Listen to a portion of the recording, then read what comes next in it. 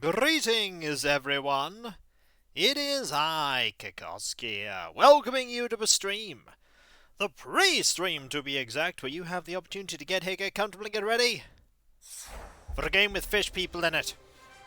Sometimes I even manage to succeed, but usually I don't. Except this time where I might.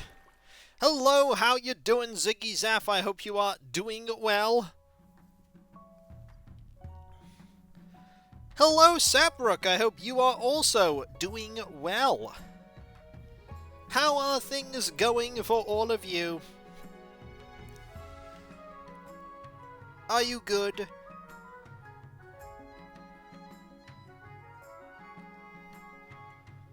Praise be fish air.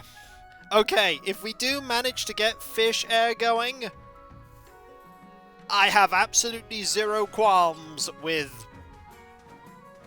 us absolutely losing right afterwards in the next air.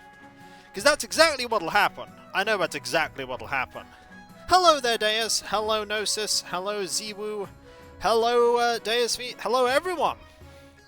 Wow, lots of people here today. I mean, I'm not complaining. Lots of people's good. I did my painting over the weekend, and I'm going to do a bit more painting tomorrow, probably. I expect to see fish air. You're the closest to victory, really. I mean, we will see. All it would take is one disaster. All it would take is one disaster. Join fish. Join fish, eh? You know, maybe at some point, I'll be able to play with one of my rulers. What could possibly go wrong? What? Many things could go wrong. Many things could indeed go wrong. Finally, fish friends. How you doing? I hope you are doing well. Hope things are going good.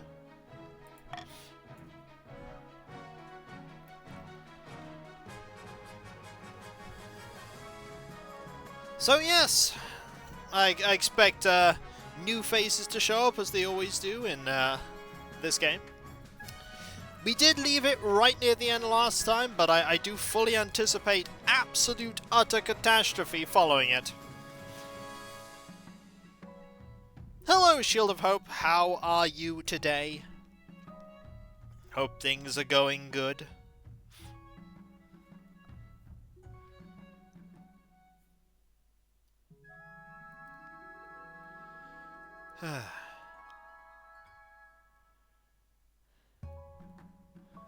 The Boogie reference, today's fish. That's okay, it's a great reference. I do enjoy that scene.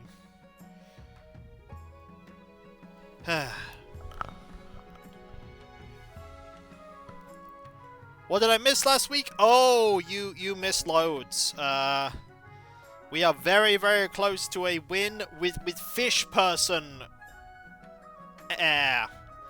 Like, it's gonna be very interesting if that happens. Because the next person gonna be a very intriguing monarch who will die immediately. Fish air! Oh, yes! We did indeed marry Glorb. So, we have Glorb. Hello, old dragon, how you doing? The demons, wizards, and fish are all close to winning. But the important one is the fish.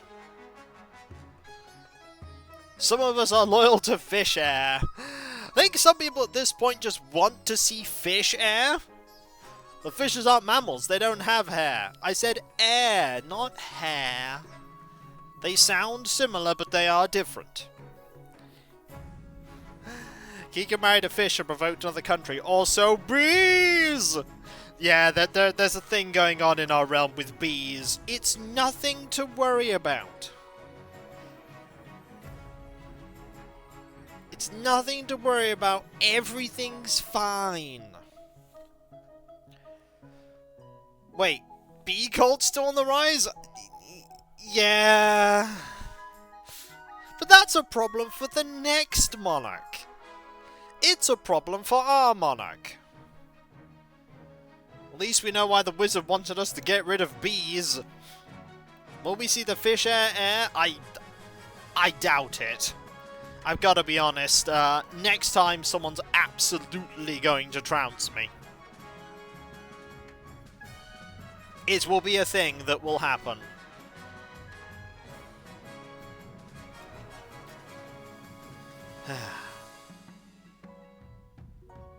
You know, every time I paint a model, everything is fine. Wise words that have never backfired. Yeah, they backfire a lot. But, I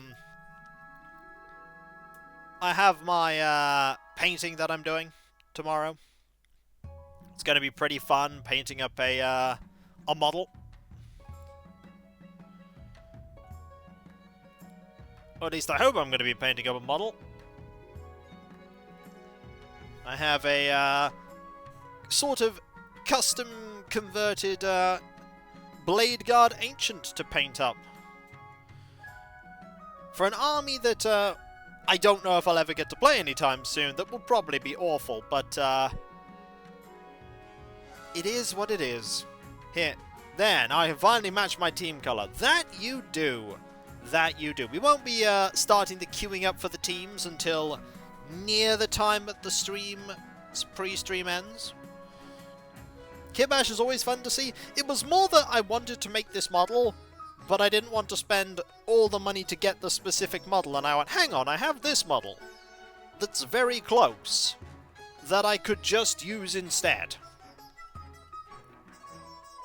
Me and a bunch of people didn't play last time. This means you have no stakes in the faction we're going to be joining, pretty much. Well, the good news is that we're very close to the end of we're very close to the end of this reign, and then we'll have a new reign to go where you can absolutely stomp me. But it's going to be a very interesting one, because we might have more Glorb, and we absolutely want to see more Glorb.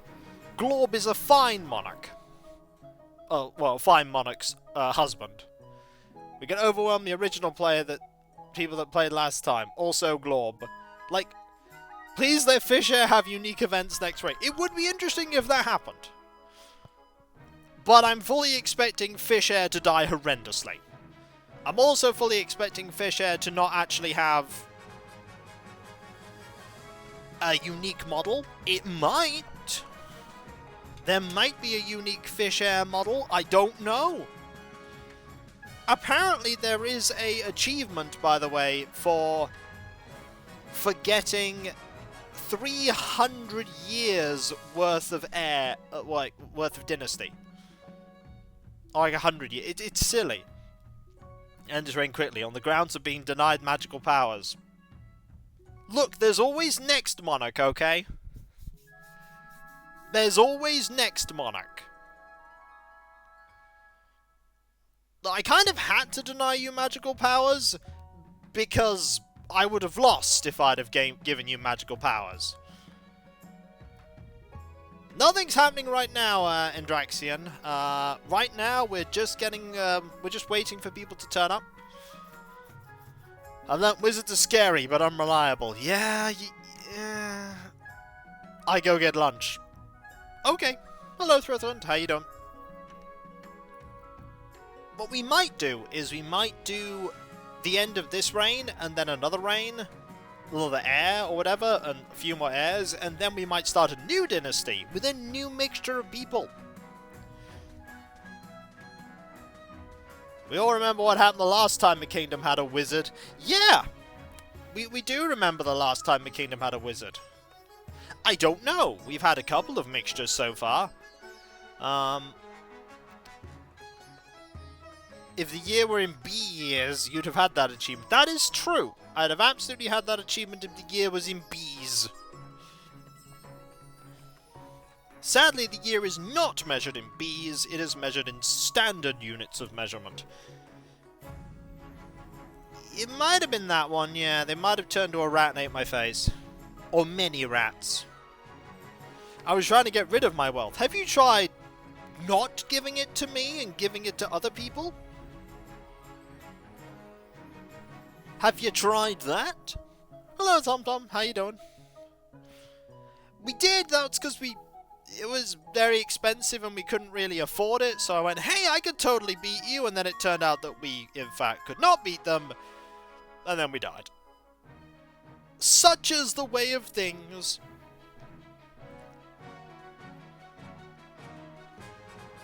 Spend it on what? I mean, there are things you'll be able to buy. Hello, Happy Bookbug. Are you well? I hope you are. Welcome.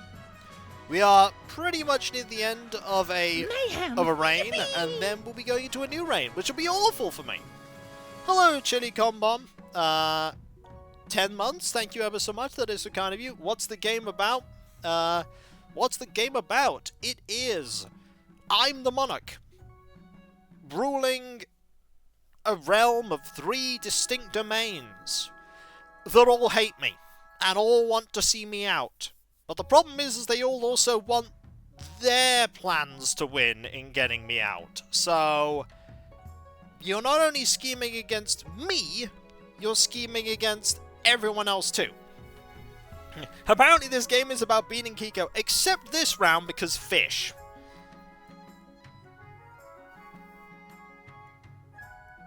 I believe that's pretty much the same word, Happy Bookbug. But yes, right now, pretty much most people are united in seeing the end of the Glorb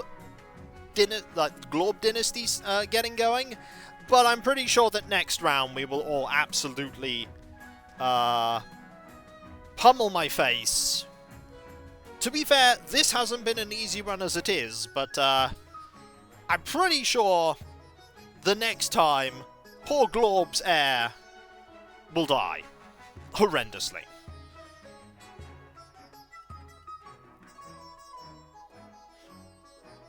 If you're playing on a PC in a browser, remember to install the extension to be able to play and play. Yep, that is true. Almost like the monarchs are... Let them eat honey. You have been eating a lot of honey in the East. The East has been doing very well in that regard. The East has been doing very well in that regard. So really, we're trying to get through one season, and then see if I can get the event that wins me this round, and then you will all absolutely pummel my face. You can't do a join yet. I haven't started the queuing. I start the queuing when it gets a little closer, like give it a couple of minutes before the actual pre-stream ends.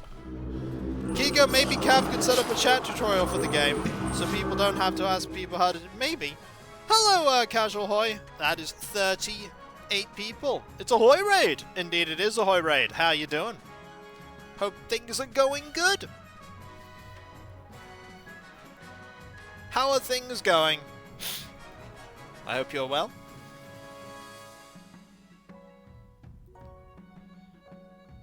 We are pretty close to the end of this reign. We're trying to see if there's anything unique that happens, because we have Glorb as our husband. And then afterwards, you're all probably going to pummel me in the face. It's alright, Dodge. Well, I am well. My kingdom, however, lays in shambles. Do not worry. The kingdom after this one will most likely join you in shambles. We are doing Glorb, husband Glorb, and then afterwards, I think all the gloves come off and then I die. We wouldn't pummel you in the face, we'd stab you in the back. I mean, could you stab my heir in the back? It's a fishy back. Then, look, here's the thing. If you get my heir, you can literally say, there's something fishy about that, monarch.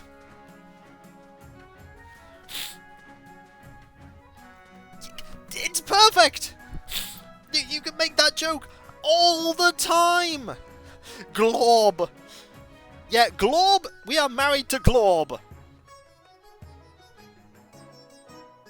We married Glorb, we have Glorb's child, and we are pretty close to being able to win, but so are 2 other factions, which is the problem. So we're trying to navigate getting there.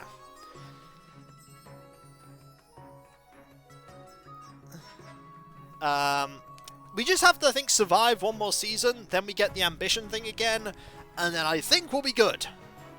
Fingers crossed. Fishy fingers crossed in this case. And then you're all gonna punch me in the face. To be fair, you've been punching me in the face pretty well so far. Chat is a good... Chat is good. Is just good.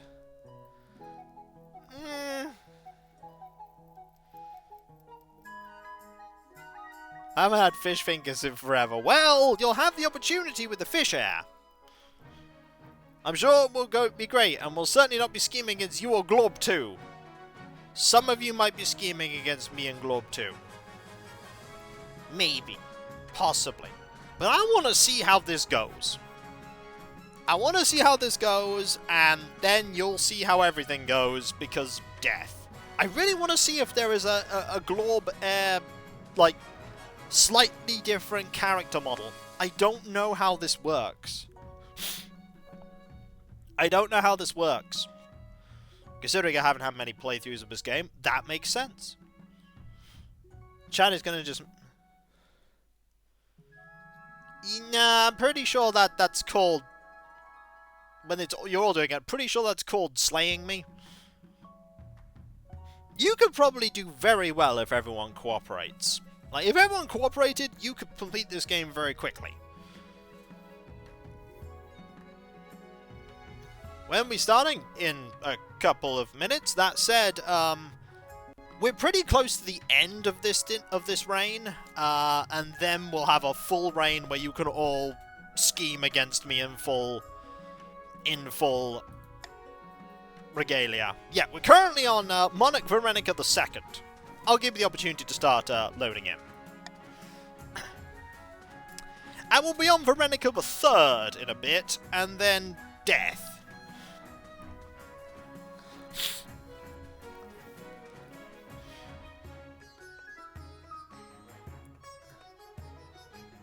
Yeah, but you never know. There might be special events, considering the fact that we have, the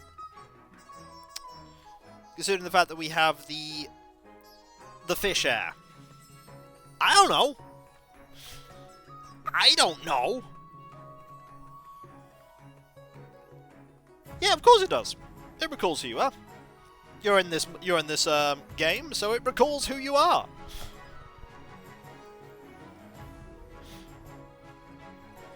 You were there? Give us your fish, child. No.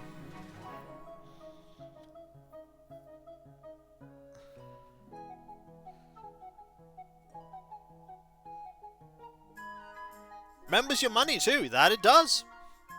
That it does. It does remember your money. It does. I will need to familiarize myself with what I don't want to have happen and what I do want to have happen. Do you, like, require humidifier in your chambers or what? No! They just can only spend so long on land and then have to go back. Yeah, I don't think that's happening, Gnosis. I don't think that's happening. What will happen is this heir will become Monarch, and then they'll become your problem. Does remembering override the custom character created? If you hadn't made one before, yes. Yeah, they're kind of amphibious, to a degree. Keep on my money, put them all into one huge room and then swim in it.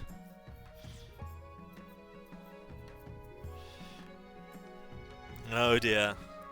Alright, let me wait for about another 40 seconds and then we'll get started.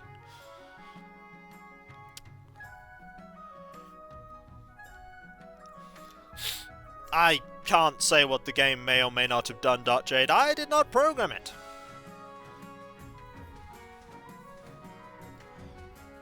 What's my favourite faction? I've never played in a faction, I've only played a Monarch. So I can't tell you what my favourite faction is.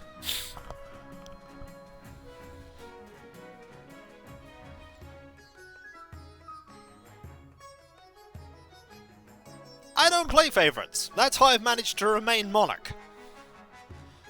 Except that time I had to play favourites. Also, I may note that there are a lot more grandees than there are anyone else.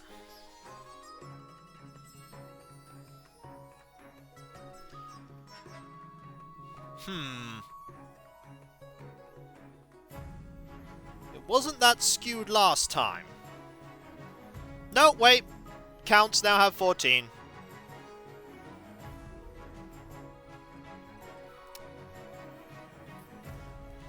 Yeah, that's...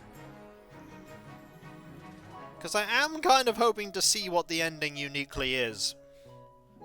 Yeah, but it would distribute people to the factions that don't have as many people, if that were the case, Gnosis. It wouldn't allow the factions to get so askew.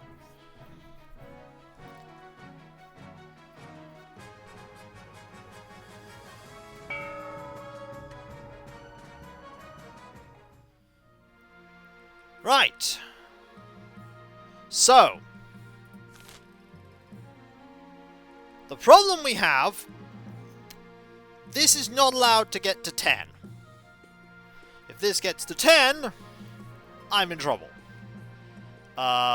We can't let this go lower than 1500, and we can't let that get higher than 5000. Well, we also can't let stability get super low, because then everyone will get mad. So, an honourable challenge. This is when I die immediately. Your Highness, this lopsided churl has besmirched my honour.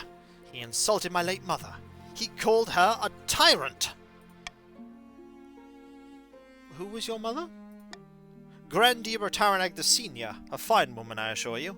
She may have crushed a few rebellions in her time, but who hasn't? That's because I am a Let's Player. Of nearly 16 years. Which lopsided churl are you talking about? That honourless dog, Throiker of the Counts. I would duel him to regain my honour, as any grandee should, but Count Throiker will not accept without your express permission.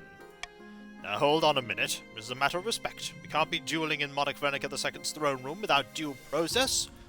You're a coward, Throiker. You might as well admit it now. Well, at least I'm no bloodthirsty brute like yourself. It must run in the family.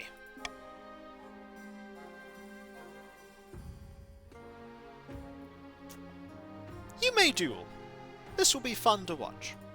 Returner grins wickedly, drawing their sword. Throiker sighs and rolls his eyes before unclipping a pair of small, jagged daggers and twirling them in his fingers. The duelists circle each other before Grandier Taranag steps in for the first move. Throiker jumps backwards, batting the sword away. Taranag comes in for another strike. Throiker's ready for it. Though the Grandee is fainting, he is already anticipating it, dodging out of the way and stepping aside inside Taranag's reach. One of the daggers cuts cleanly across Taranag's forearm, leaving a razor-thin gash and triggering a pained yellow. Ah! I yield! I yield! They drop their swords, a mixture of agony and embarrassment. Bravo! Nicely fought. Though Grandier Taranag has suffered a crushing embarrassment, the Grandees still view your sanction of the duel as respecting their customs, and are clearly grateful. That's good. A little bit of a lowering in that. This, however, might be bad. Oh, hang on. It's doing that thing where... I can't move. Oh, right, hang on. Kind of... Come on. Come on. It does this sometimes.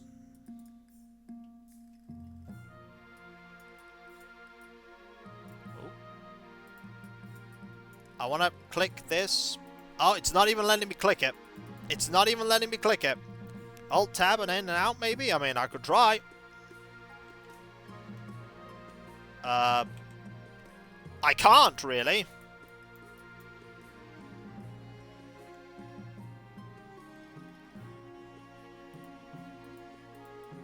Go to the corner of the map and clip outside the map? Nope. Oh. Hello, words. Those are words over there. Hi, words.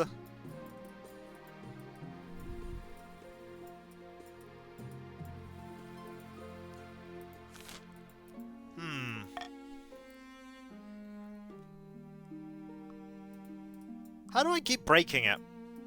Right, let's go back. Let's quit out. Go back in. It's fine! We have to go back in. Load back in again. Sometimes it just doesn't like what you're doing.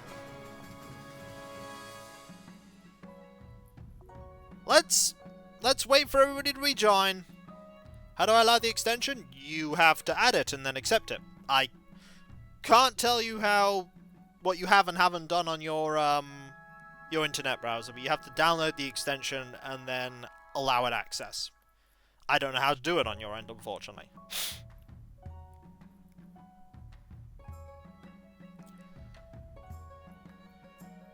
It was the ninth god being displeased that a grandee lost a duel.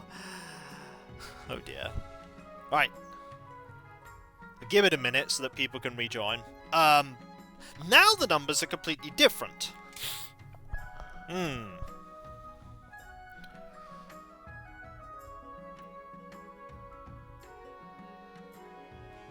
That is weird. Look how weird the numbers are now. 14, 11, and 14. We're still in it.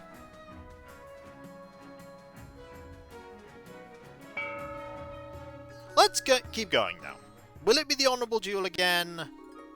No, it's actually... Okay, it did remember that event happened. That's nice. It did remember the event happened.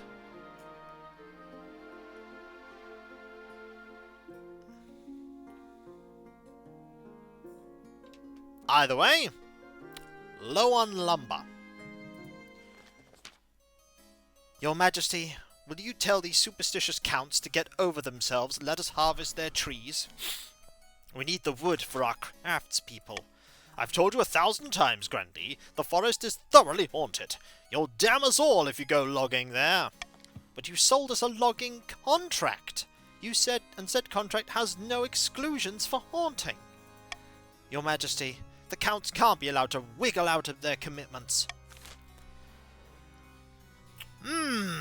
Let the Grandees have a contract and may go logging. Let them harvest the lumber but share the proceeds with the counts. Turn the forest into a joint southern eastern hunting reserve.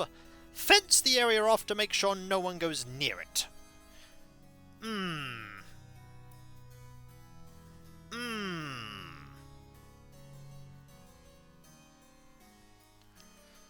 I mean, honestly...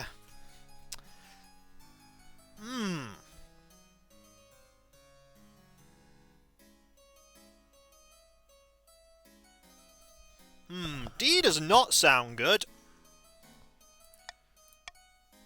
I say we don't have D. D is a bad option.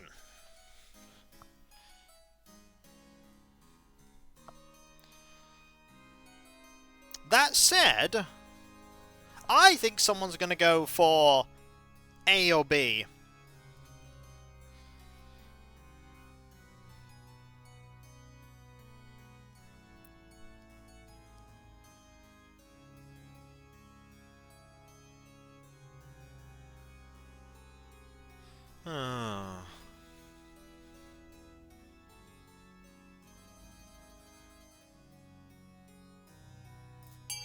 Let's go. But yeah, there's not much play left in this one. The next rain, however, will probably go bad. It'll probably go very, very, very bad.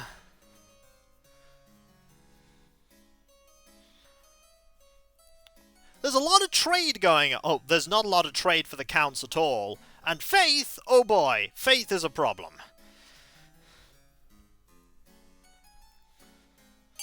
Looks like the Grandees have a contract and may in fact go logging.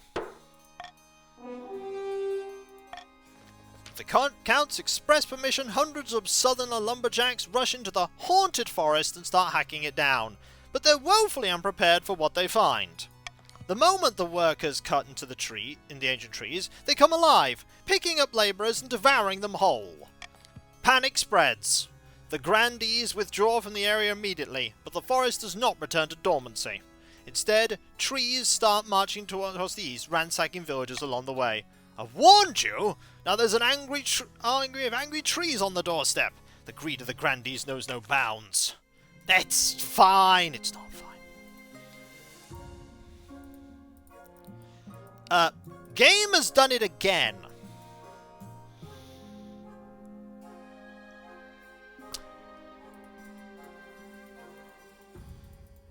Game's done it again.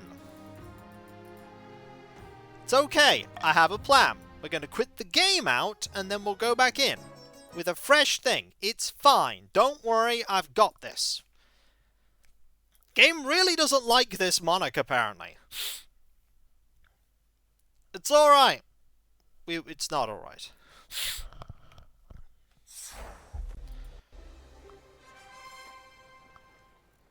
Hello, Howitzer. Don't worry, game's just saving. Next year you may continue. Well, no, we haven't got to next year. That's the thing. There's still another event.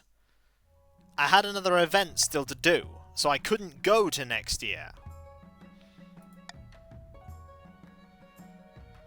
Take 3. Take 3.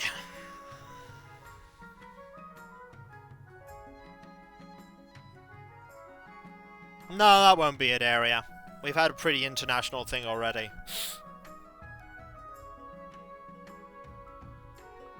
Give it a little while.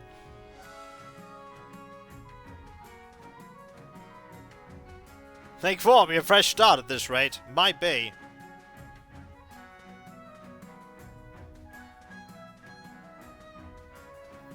Alright, roughly balanced. Let's go. Can I go to the next event? Yes! Wizard troubles. More troubles in Saroni, your holiness. Ever since that stone-twisted monster Gordius took up residence there to train his apprentices, the surrounding fields have withered. The soil is turning to stone, and a number of peasants have been struck with leprosy. Why would he do such a thing? Wizards are so powerful that they're surrounded by cursed ambient magic. If they stay in one place for too long, it seeps into soil and citizen alike. And they all know this. By squatting in Sorona, Gordius is willingly endangering the south. Ninth bless you, your holiness. Right.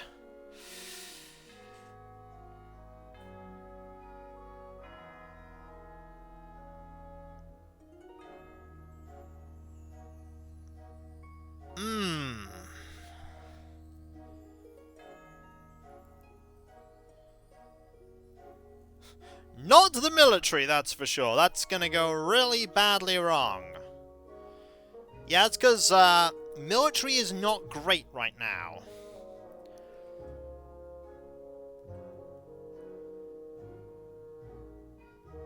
We could gift Sorona to Gordius permanently.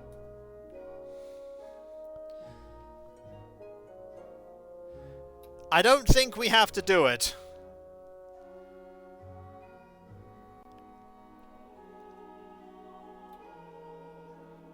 That seems like a terrible decision. It will make your situation much worse. I think C is the best decision here. I think C is the best decision here.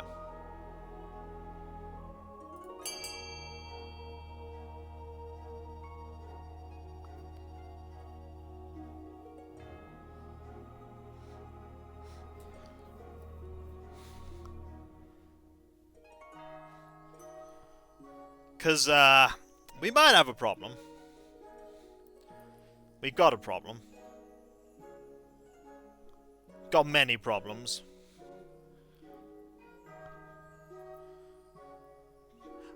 Money is something we sort of want, but not too much money. We'll just give it to them. You can't be serious! What about the people living there? As it turns out, most of them move away. The ones that stay end up as test subjects for Gordius and his apprentices. Failed experiment becomes a leading cause of death in the area. On the other hand, Gordius is most thankful, sending gold as thanks. It doesn't take long before Vanek is singing a different tune. Well, I suppose it's only a few hundred peasants, and I hear Gordius is making remarkable progress. Alright. Well, good news. I think you need a little bit of a tax break. And you need a little bit of a tax break. Actually, no. You're fine. You need a tax break. That'll do, I think. That'll do.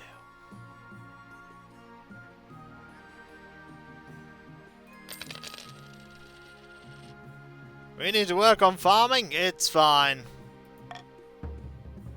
Someone might rebel, maybe. But they probably won't. Meanwhile, once again, wise spies have embedded themselves in your nobles' courts. Hopefully they will meet with more success this time round.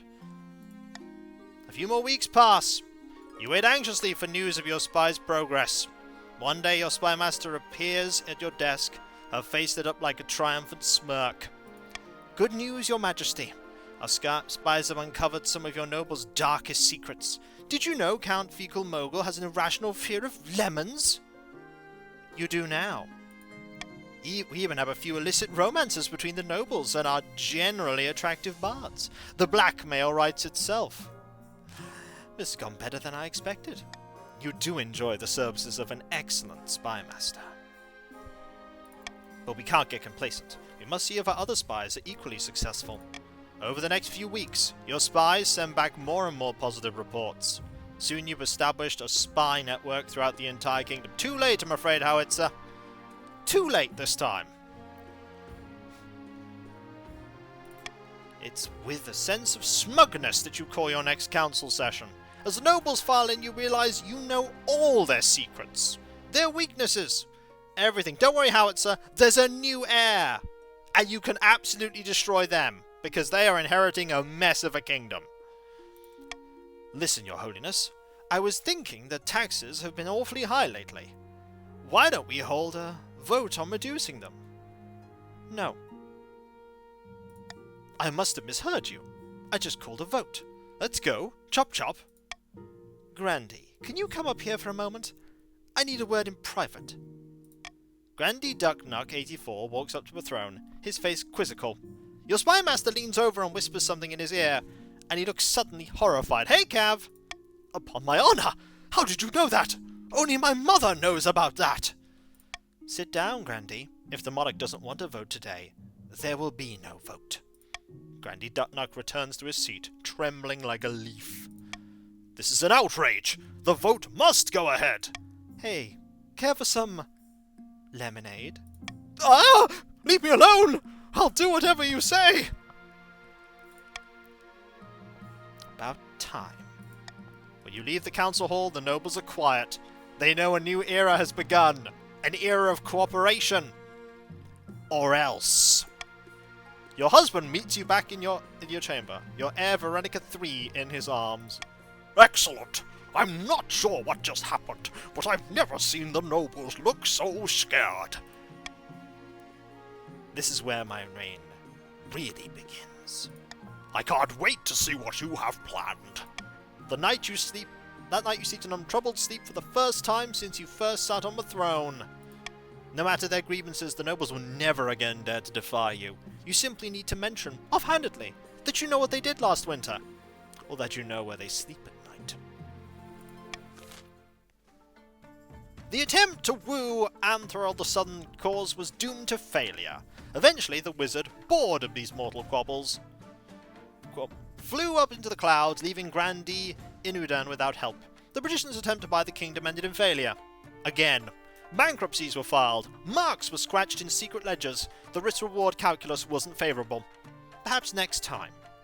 Shortly after Monarch Veronica II's reign ended, the Inquisitors raided Countess Zero Zerace's castle and placed her under arrest for evil magic. As she burned, she screamed the secret name of the seventh god. Monarch Veronica II ruled from the shadows, getting her their way in the council with blackmail and threats. The nobles were terrified, but the peasants considered it a golden age. After 15 years of unquestioned rule, Monarch Veronica II died peacefully in bed, and the nobles let out a collective sigh of relief. Veronica II, the gardener. That's ironic. However,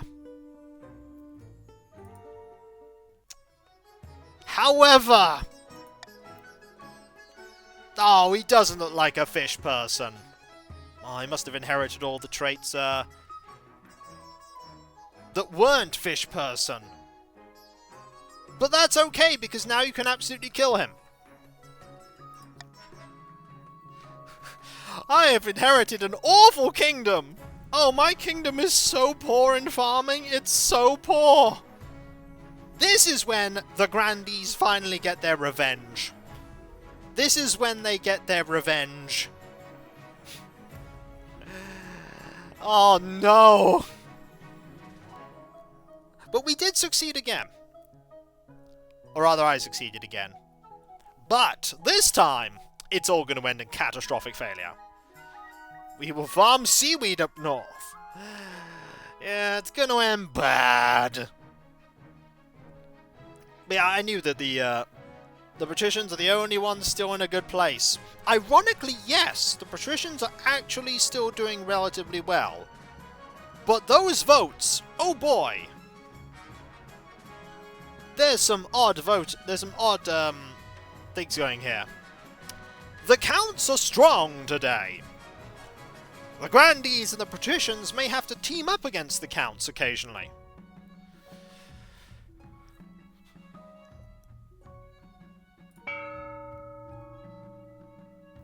Oh, this is going to end so badly. Why are the numbers not the same? Because some people have rejoined from previous playthroughs, and so they are remembered for being in a certain faction. Returning people are locked into factions. However, this just means the patricians and the Grandees might have to team up against the counts. Strategy. What starters we mean to go on? Oh, by the way, oh no! So there's no faith in the counts at all. And there's no farming in the Grandees. The patricians really are the only ones that are doing incredibly well. Your Majesty, it was an honor to serve your parent, but now it's time for you to wear the crown. As is tradition, the council will decide what happens at your coronation. Oh, don't you know? I'm his son. The other chancellor died, and now I took control. The fact that I look exactly the same is entirely coincidental. The spy master, however, absolutely the same person. What? What is my coronation? Ah, I see you inherited your father's voice. That I did. One of the few things I did inherit. This is an absolute monarchy, Your Majesty. Everything has to be run past the council. Even this. Shall we call the nobles in? Well, I'm not even going to try and veto anything here because, no. However, I mean, D's not a bad option. Do not dunk them! It will only make them stronger! I'm sorry, I didn't know they wouldn't be a fish person.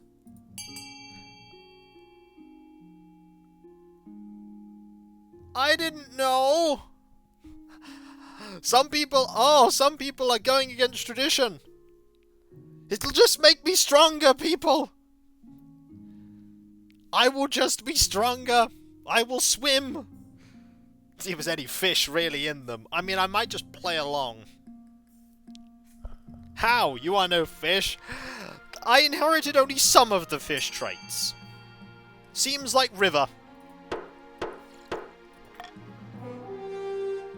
Also, 6 and 6 is a pretty good start. It is decided the monarch will be thrown in the river. So it begins. The nobles pick you up once again, hurl you into the water with a cheer. When you climb back out, soaking wet, the Chancellor steps forward and places the crown upon your head. Is your imagination? Or are things happening very much as they did before? Now, the council! Oh, why? This is like the third time this has happened. every time, Cav. Like, this is the third time the map has got stuck. How is it constantly happening? We're not having any luck. Game? Stop doing this, game. Stop doing this. Game's like, you're having too much fun, Kiko. Don't have fun. Check game files. The game files will be fine. I checked them last time. There's nothing wrong with the game files. Close the game entirely. Did that once already. And it still did it.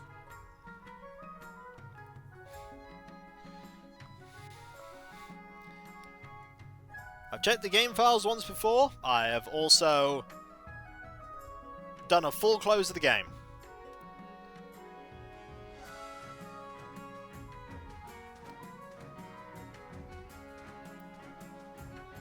No, it sounds like the game being a little bit unstable. Right. Things are a little more balanced, at least. Right. What I'm going to do is just not move the cursor after we do something. Like, for instance, the counter introduction.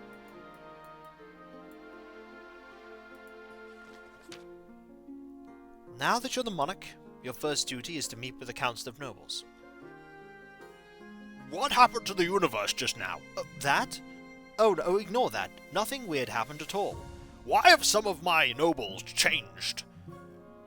They were all exactly as they were last time. But they're not like how they were last time. Oh. I'll be sure to look into that. You're never going to look into it, are you? No. Hello, Count of the East. An honor to finally make your acquaintance. Your Highness, I was dismayed to hear of your parents' passing. What about the partitions of the coast? A pleasure, Your August Majesty. I hope to see our kingdom prosper and grow wealthy under your reign.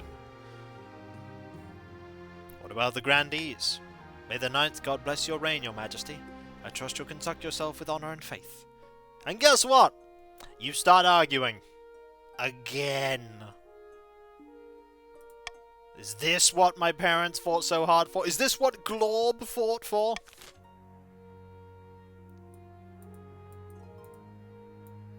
Okay. Okay, game, seriously. I'm gonna hard quit. Again. And I will actually do a check of the files, because this is getting silly. That's like the fourth time.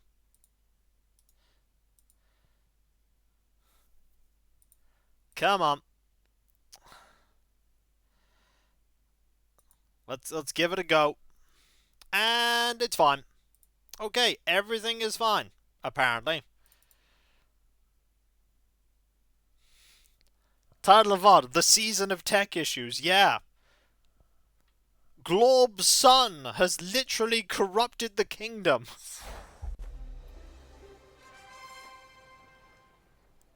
Again, the third time loading it up. Alright. At least you all get a lovely opportunity to switch around. Are you having fun? Let me ruin it for you. Alright, let's try it again. Come on. Fourth time's the charm. Yeah, you wonder if the kingdom is more unstable than we give it credit for. We cannot ban Ham. Ham cannot be banned. Alright, this time, if it crashes again, I don't know what to do. I genuinely don't know. What happened to the balance of all the factions? Check the stability stat. I did! Stability's at 5. That's average. Should have just let us get our stability goal, Kiko. Actually, stability's at 7. Oh dear. Yeah. You two are going to have to team up against the Counts. Absolutely. I don't think that's it. I don't think that's it, area.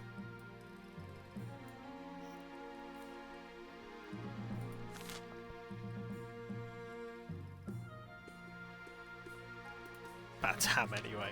Let's try again. Your Majesty, you have some big boots to fill. And with your parents out the picture, the nobles will be looking for any opportunity to replace you. When you die, how do you hope the kingdom will remember you?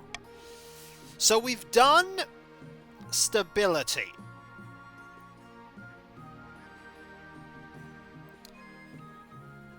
We've done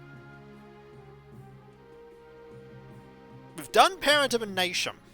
Conquest seems like a bad idea, considering how terrible the monarchy is.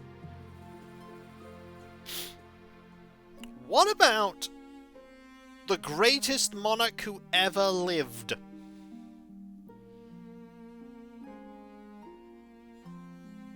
What about authority?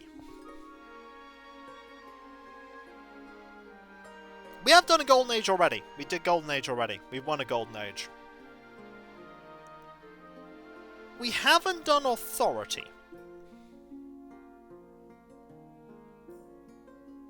So long, Dark Jade. Let's try this and see what happens.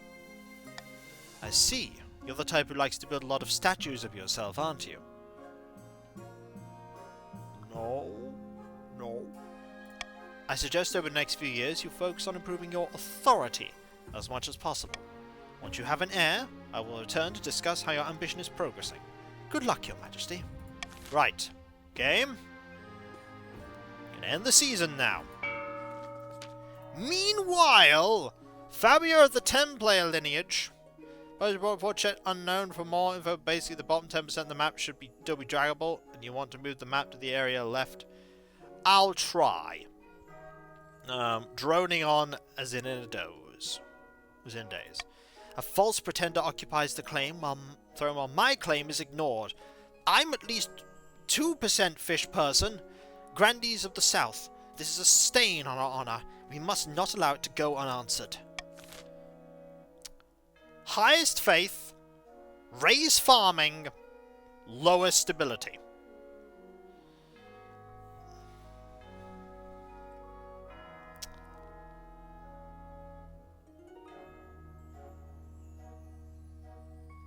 Looks like we're going for a witch hunt.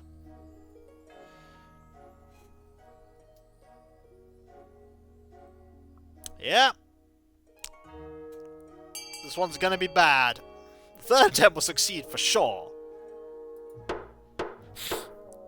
Highest faith might be hard to achieve. It might be. There's all sorts of heresy in the capital, and the grandees intend to expose it. First, they must ensure the South is beyond reproach.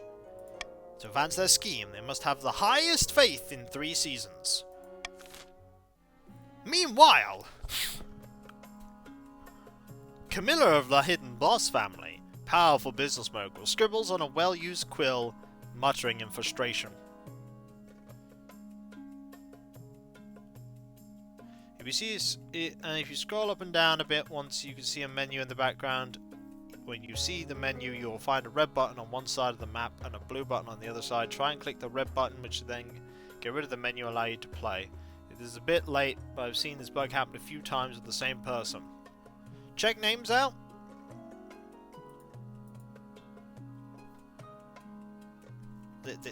Oh! There's a lot of counts. Name check. Oh, name checks out. Oh, sorry. Fellow patricians of the coast, my claim to the throne is far more legitimate than that of Monarch Veronica III. Something must be done. Stability, treasury, or authority? May I humbly recommend not authority, because I'll be doing everything I can to improve that.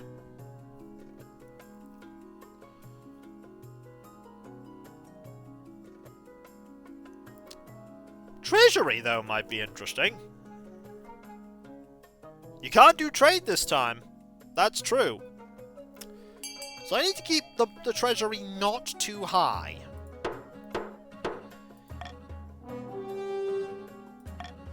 The patricians plan to incite a peasant uprising to overthrow the monarch before swooping in to steal the throne for themselves.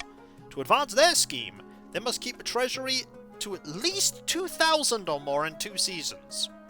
Alright, lower the treasury. Lucia of the Throica dynasty, eccentric Eastern elder, leans delicately on a podium, whispering carefully. My fellow counts, in ancient times, the East was its own proud kingdom. We could go back to those days of glory. But not while the false monarch Veronica III wears the crown. Sorcery, subterfuge, or doppelganger? Sorcery might be pretty good here, because I need to raise authority. Well, looks like the counts have a thing going on. Oh dear. Well, that's pretty universal. That's very universal. Oh no! So. No, you don't.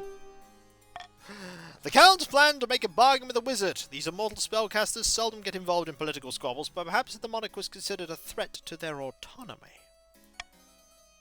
Authority to 5 or more in 2 seasons. Well, ironically, I need to raise that, so that's going to be bad for me. Get a faction check, please. On mobile? I'll try, but...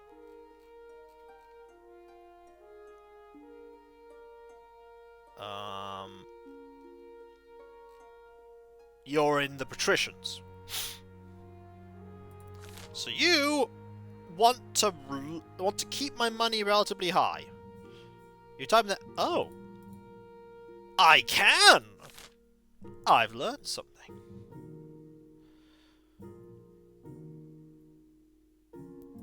All right, what do we got?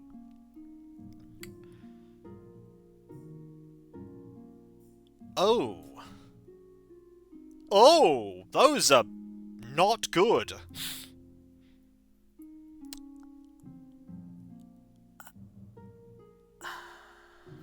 The reverse voting when I picked that last time was a disaster.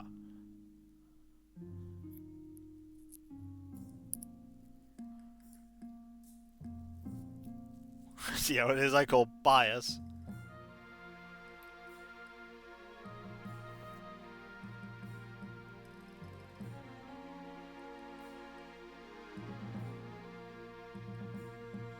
You know what? I'm gonna risk it. I'm gonna pick swing votes.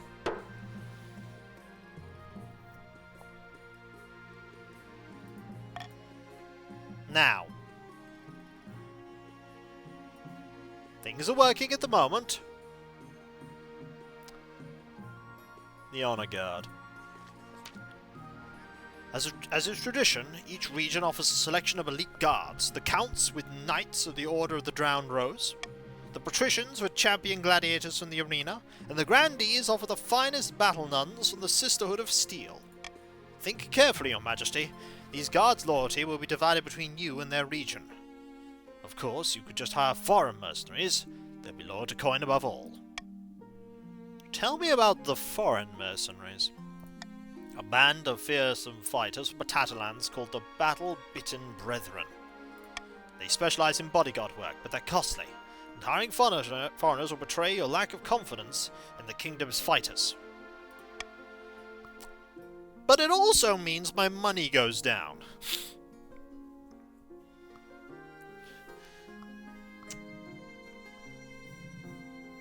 And I think I might go with the foreign mercenaries this time. So does your authority. Is that what you want? That's true. I'm gonna go back with the Southern Battle Nuns again. The Battle Nuns were pretty good. The Battle Nuns did indeed fight very well. I'm gonna go with them. Terrifying warriors. They've sworn a vow of silence, so at least they won't spill state secrets. But their faith and loyalty is to the church above all, even your safety. Maybe the gladiators yet? Yeah, no, but a gang of low-born crooks who've turned themselves into celebrities through their skill at chopping other people to bits. They're vain and selfish. Their skill in battle is undeniable. But can you trust them?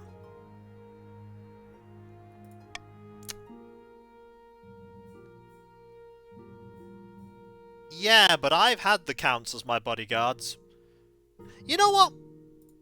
This time, I'm going to pick the gladiators. I will make the arrangements at once. The gladiators arrive a few weeks later. The men are bare-chested and the women underdressed, eager to show off their bodies as much as their weaponry.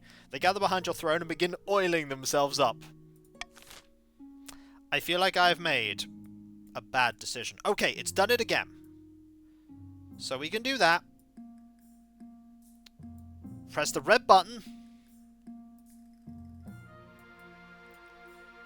Hey! It worked! I know how it works now. Thank you. That's a very good bit of advice. So whenever that breaks, we can do that. This isn't going to end well for me. Dreadful tidings, Your Highness. A meddling wizard has set up shop in Calavone. I believe it is Athmarel, the Stormbringer. Oh, her again. Tell me more about this wizard. Wizards have managed to tame creation itself. They wield untold power and are naturally distrusted by the Church. Even the High Inquisitor wouldn't dare move against them openly. Athmarel, as her name suggests, is the wizard whose domain includes both sky and storm. She's put out a call for apprentices, which is a rare event. This is a once-in-a-lifetime opportunity for many. Droves of unwashed, glory-seeking peasants from all over the south are lining up for their chance. Not just peasants. I, Alias 41, have also decided to apply. The competition will be fierce, but those serfs are no match. I will be the most powerful noble this council has ever seen. You? You couldn't put your clothes on if it wasn't for your servant's help. We can't let this go ahead. Not only is this heresy, it presents a clear and dangerous conflict of interest. We'll assemble the council then. Ninth bless you, Your Highness. Ooh. We could just let him. We could just let him.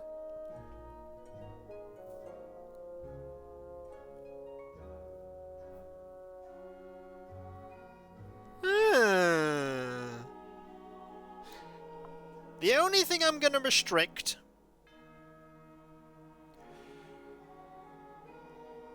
What's the worst that could happen?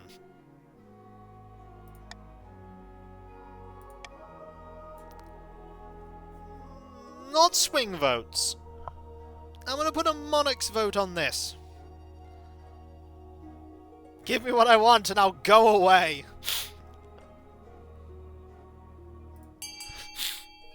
I'm going to hold on to my veto on my swing vote.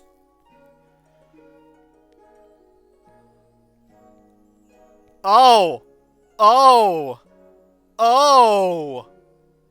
I mean, I'm about to get rich beyond reproach. This could mean that I could solve a lot of problems with money.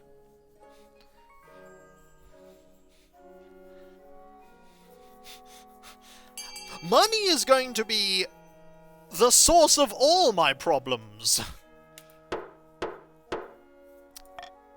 You must forfeit your noble title to become an apprentice. Hey, I was all on you. I suppose that is an acceptable compromise. Alias begins his journey to Calavone alone, immediately. His successor, Cal Alias 41 II, inherits his position on the council, but the treasury confiscates the vast majority of its wealth as payment. Athmarel's presence in Calavone attracts all sorts of visitors, though the power of her latent magic starts to wilt crops for miles around. Ooh. I mean, trade's doing well. Meanwhile, Plague! Your August Majesty, the coast has been struck by the plague, and not just any plague, a dancing plague! What kind of dance? All kinds, but the most popular one is where you shake your arms back and forth and across your body. The youth call it the thread. I've no idea what it means. It affects everyone, even dogs and cats. We don't know how it started, but it's spreading quickly. Whole villages are dancing themselves half to death.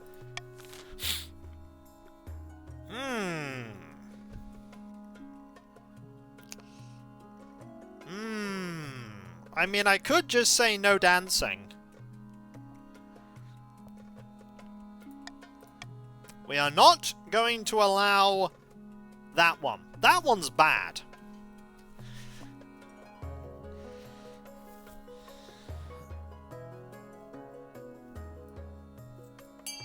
I never thought I would die this way, but I've always dreamt about it. Ignore me, I'm dumb. Too late! I'm running this kingdom into the ground.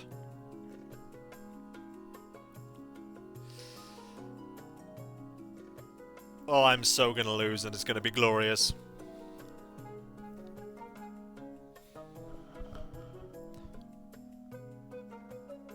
At this point, I'll take a ding in trade.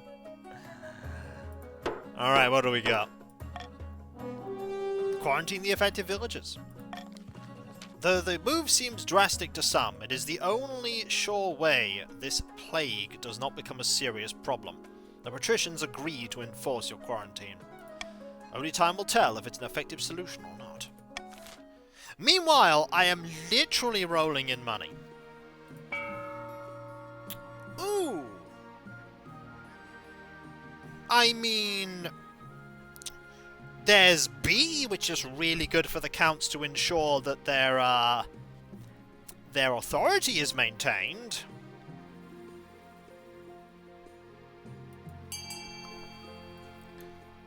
However, we already have a few of those tags. I'll spend all my money on it. Wait! I mean, it also helps me, but... I mean, I'm not going to run out of money. Not this time. This time, money is not a problem.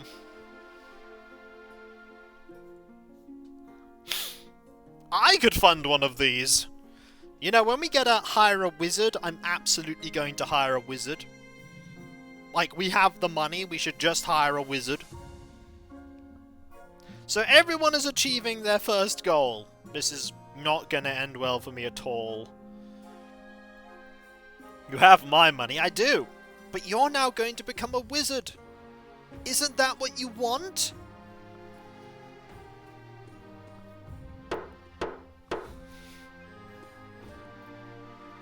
Alright, time's up. The winner is more trade and more stability.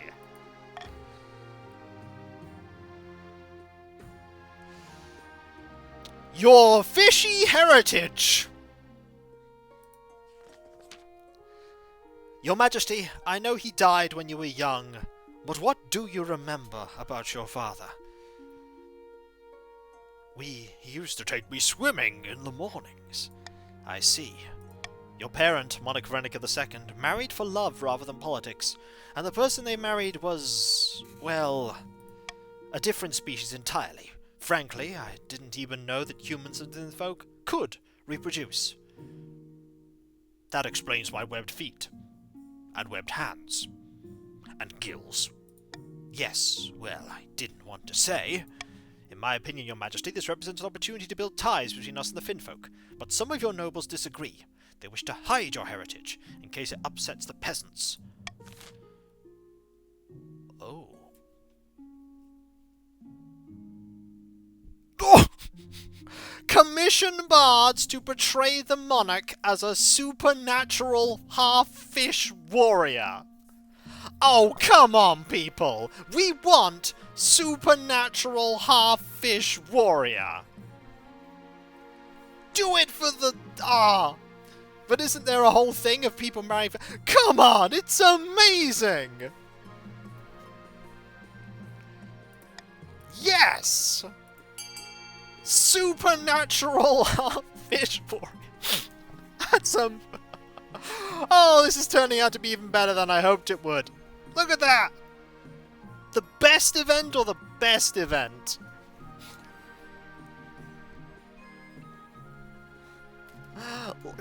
Everyone's like, yes.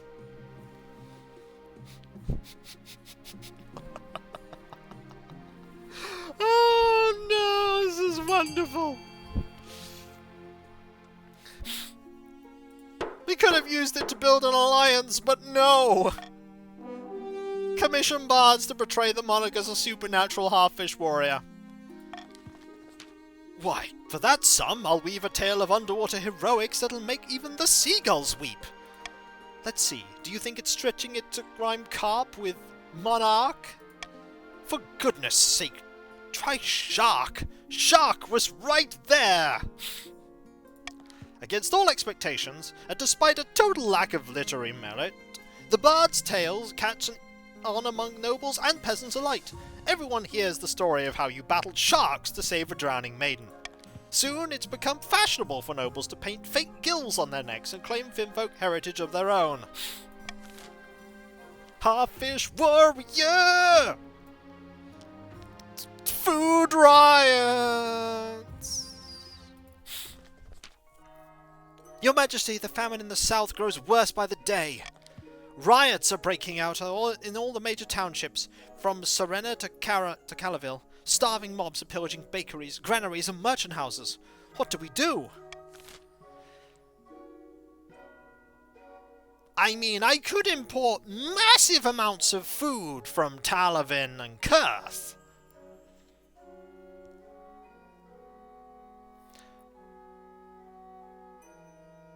I am not allowing this one. That is the only thing I'm not allowing. We are not sending in the army. I am loaded.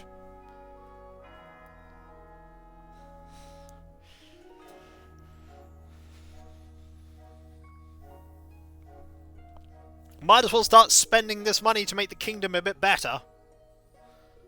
It won't be fast enough. I have to lower it by 6,000 by the end of the season. Oh, this is not gonna happen.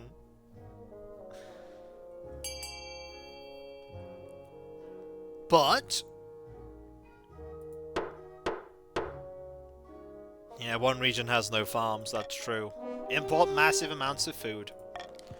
The treasury is opened, and a tide of gold flows out of the kingdom into the pockets of Tavalanese and Kurth merchants. In return, grain floods into the famine-stricken southern lands. Thank you, Your Highness. We are blessed!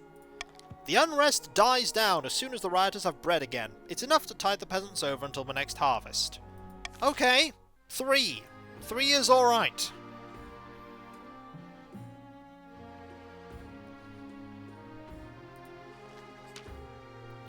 Your Majesty, it's important you find a spouse sooner rather than later. And may I recommend not marrying another fishfolk? Purely because I don't know what would happen if it's 3/4 fishman and a quarter human. And I don't think the game modelled it. I'll take the liberty of finding any eligible candidates. Preference? Men? Women? Do you not mind? Any is fine. Thank you, Your Majesty. I'll send out messengers to the most influential nobles in the kingdom. Let's see what they have to offer. What they have to offer is me being in trouble. Across the kingdom, discontent with the monarch is rising. Everyone knew they were better off. Everyone knew that they were better off, but until now, it hadn't occurred to most people just how much better off. Now the peasants are asking for all sorts of troublesome questions about their benevolent overlord. And everyone knows, once a question has been asked, it can't be unasked.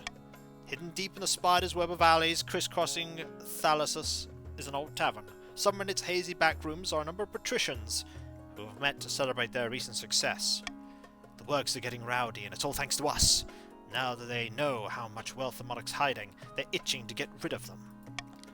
I was even able to get away with levying a bit extra tax this year, and even that I blamed on the monarch. Isn't it lovely having a scapegoat? Yes, now's the time to incite some chaos. Show them that Renica III is not only greedy, they're utterly incompetent too. For the next stage, they must lower stability to 4 or less in 4 seasons. Okay! To stop the patricians, keep stability high. However, in the east, Count Happy Bookbug stands on the ramparts of his castle, watching a flock of bats pass over the moon. Suddenly the bats swirl and begin to emerge, coalescing into a black-clad figure. Suitably dramatic, I trust. Oh no, it's Pestia.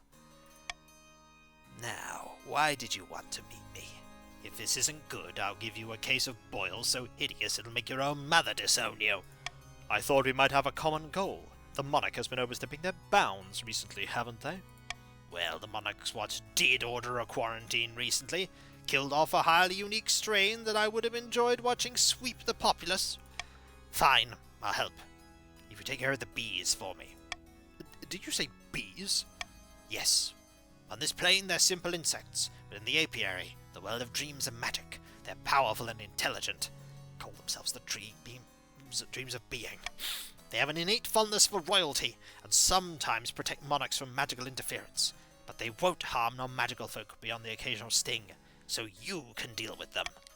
Pestia sets up residence in Eastern Land, raising a tower in a matter of hours. For miles around, the crops wither and die as magical radiation ravages the landscape.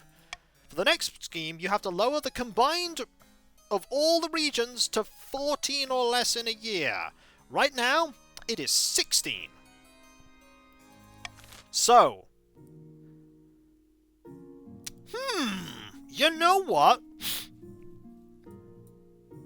I can afford to get rid of some money. Actually, no, doesn't matter now. Money is irrelevant. Keep the money.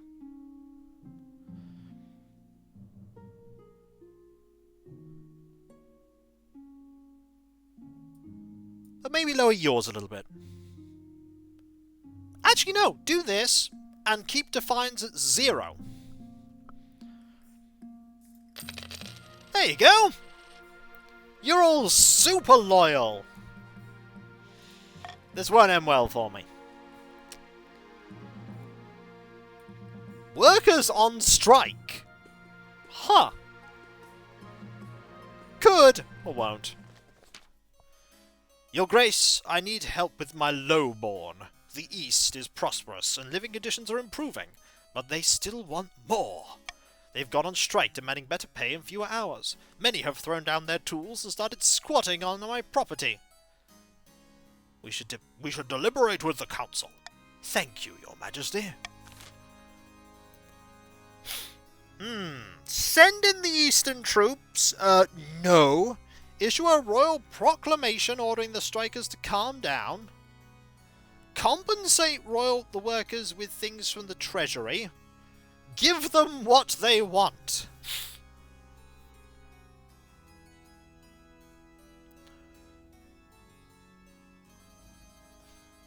Huh.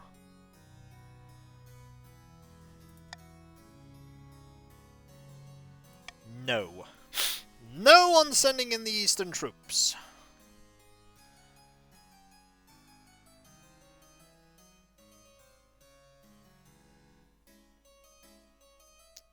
Could give them what they want, though.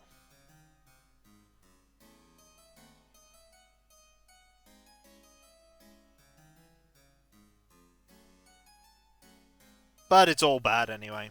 B would be funny. But I'm going to leave it at that. Just give them it. I mean, you guys get to pick, not me. You get to pick. I'm just here being me.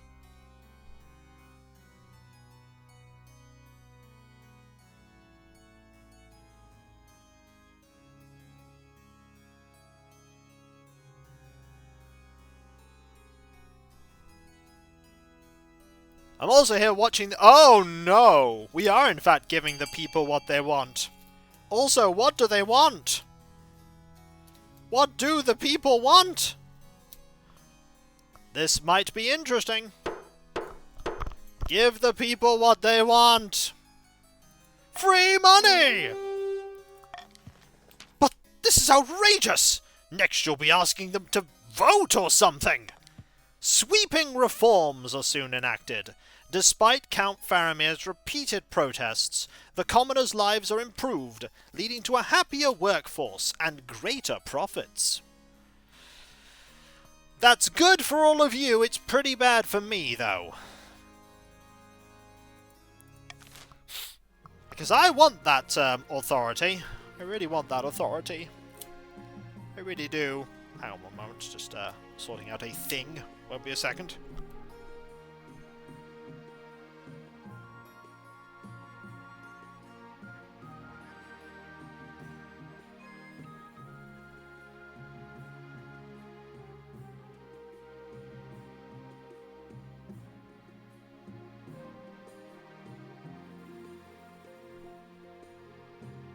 It is indeed a dance time. R.I.P. patricians. Ah, the patricians might get their day. They only need it lowering by, like, a few. They only need it lowering by, like, a couple. That is a lot of stability, though. Let's look at our options. I have found potential matches for you. One eligible young candidate from each of the kingdom's 3 regions. Choose wisely. You'll be securing a powerful alliance. Yes, I know. The Chancellor leads you in the Great Hall. Let's see them. They whisk away the cloth on the first portrait. This is Varenica. The eldest daughter of the Eastern Howitzer dynasty. I'm not sure why the artist made her look so severe. Just a trick of the light, perhaps. It's Varenica!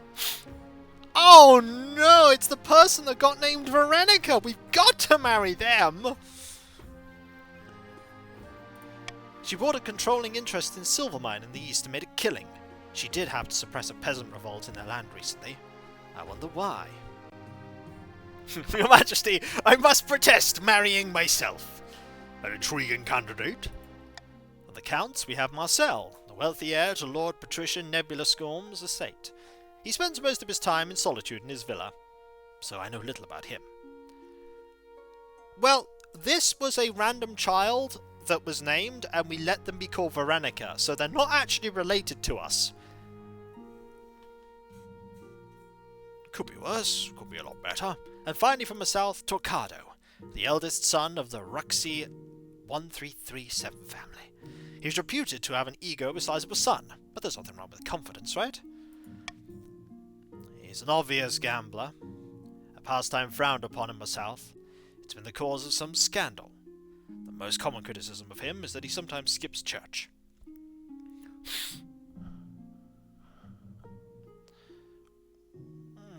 Don't like the look of him. What do you think? Of course, by picking a candidate, you'll anger the other regions, but you'll gain a lifelong alliance. I've made my decision. Well, Varenica of the East. Excellent. I'll make the arrangements. So that person that we named last time, this is going to be interesting. So Varenica and Varenica are marrying to have a child called Varenica.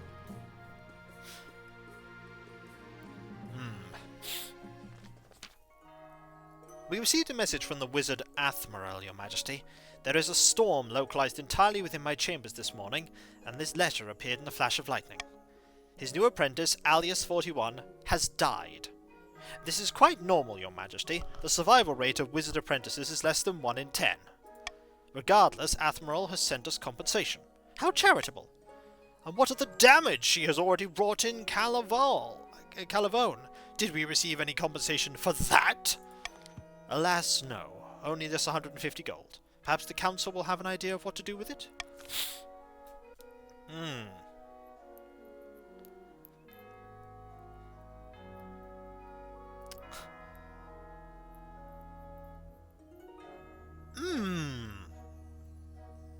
I mean, I could give it to Alias too.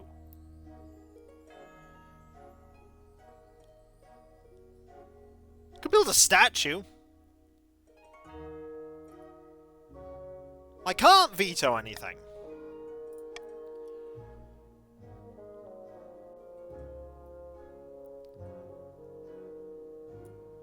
I'm just gonna do that. You have to all make your vote.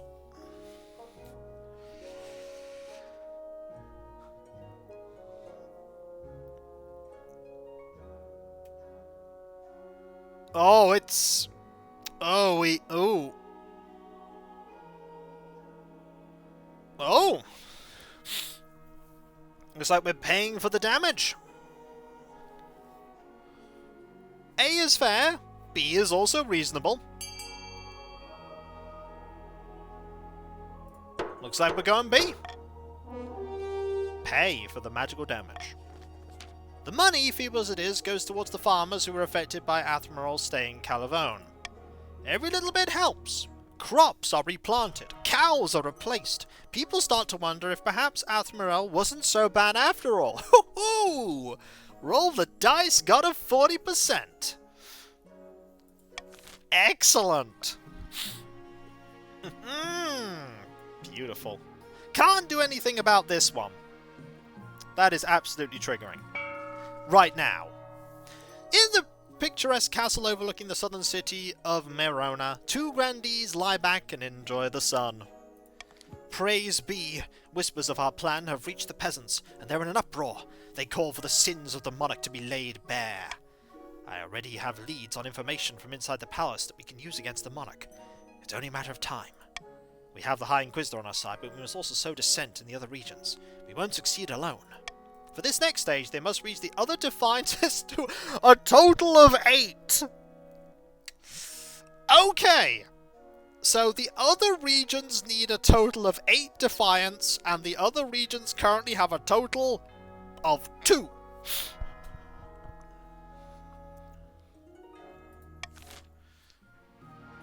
Okay.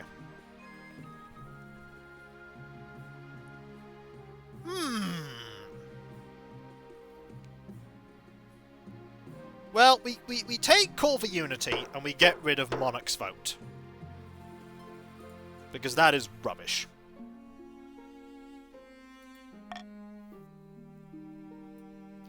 Spot of Heresy.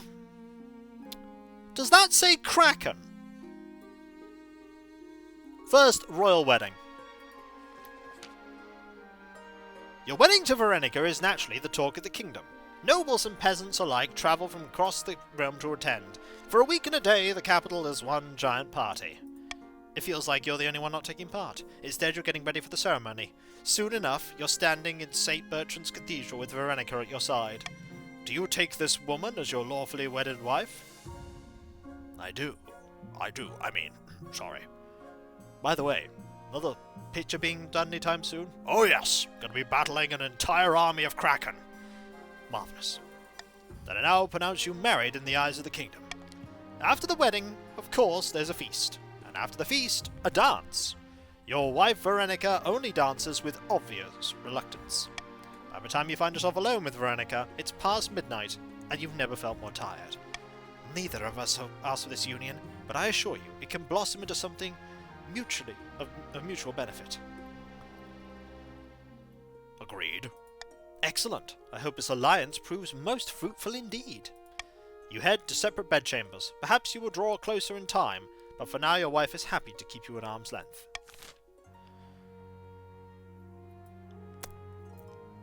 That says Kraken, doesn't it? Yep. A Kraken! A real, live, honest, and ninth Kraken! Just outside my harbour off the western shore! We should send our navy to subdue the beast at once. A Kraken has every advantage in a sea battle, your majesty. Perhaps a lighter touch is preferable? It's said Kraken can be appeased by an offering of living creatures. Heretical nonsense! You cannot be considering this, your majesty.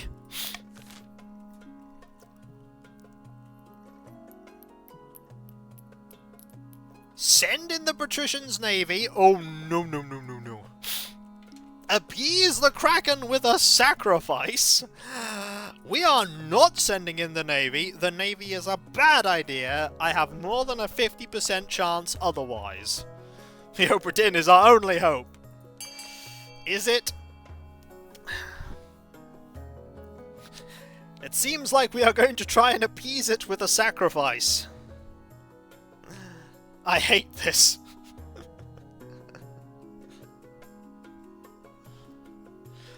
I can't believe Veronica married Veronica. And we're gonna have a child called Veronica.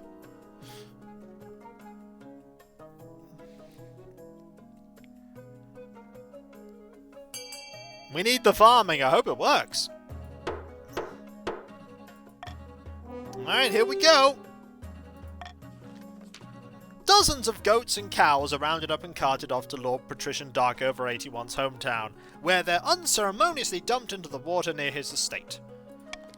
To the church's great anger, the bizarre plan works.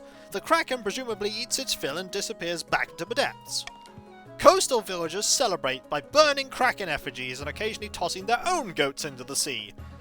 Hopefully you haven't just spawned a cult. I probably spawned a cult. Meanwhile, heresy! Your Majesty, I'm stunned, outraged, and incensed. I've been summoned to trial by the Inquisition on some nonsense fabricated charge. They're claiming I'm part of a cult because of the peculiar design of my crest and how I have exactly 10 people at every meal and the strange noises from hidden chambers. It's ridiculous. No one dares defend me on their own. They're too scared of the High Inquisitor. The trial is set, but the Council must intervene, Your Grace. Although she remains silent, the Council is keenly aware of the High Inquisitor's steely gaze from across the chamber.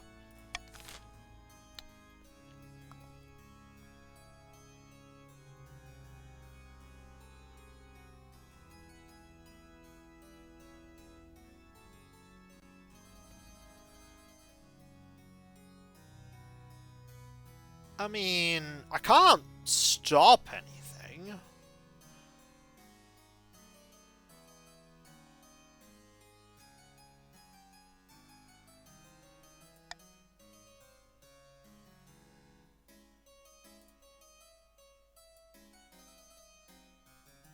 I'm just gonna call for stability and see what happens.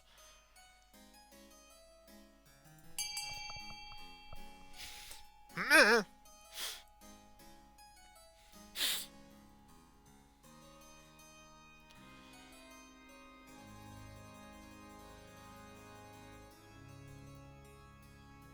I can't stop it.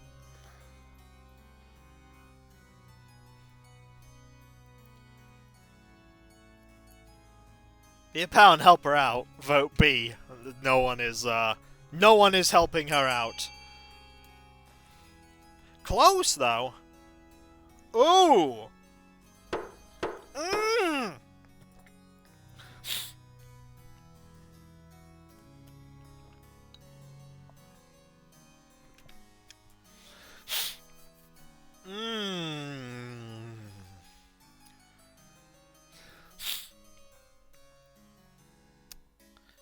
Ooh.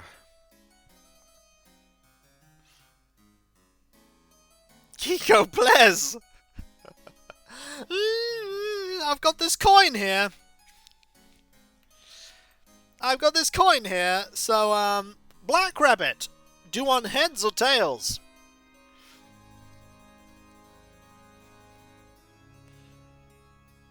Do you want heads or tails, Black Rabbit? Heads. No. Black Rabbit needs to be the one to say it. If they're here.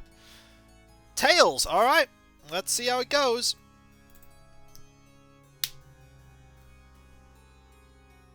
Ooh, you're lucky.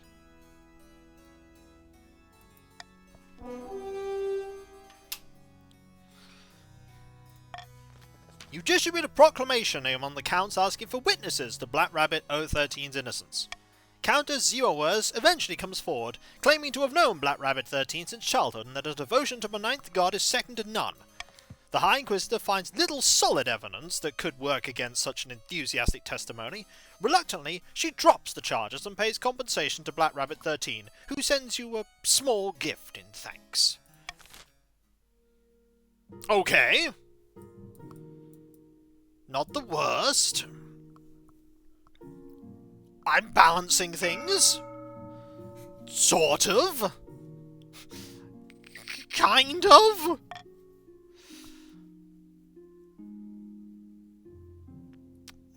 The quarantine continues. Your August Majesty, you will recall the quarantine you ordered to deal with the dancing plague. It's been many months since anyone last entered or left the affected area. We think the plague might have run its course. We ask your permission to lift the quarantine.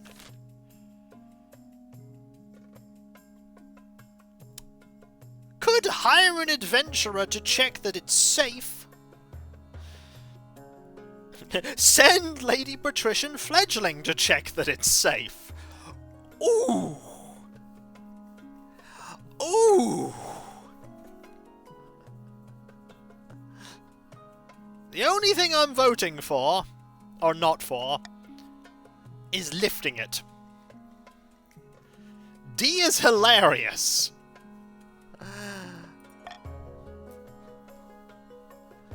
You know what? Swing votes, let's go.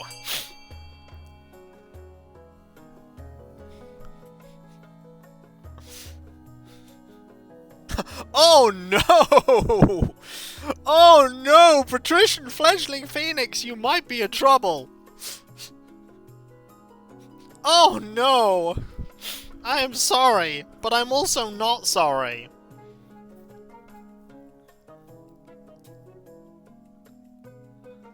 Oh no! Well, we're gonna find out if it's still going, aren't we? She voted to... You voted to send yourself in.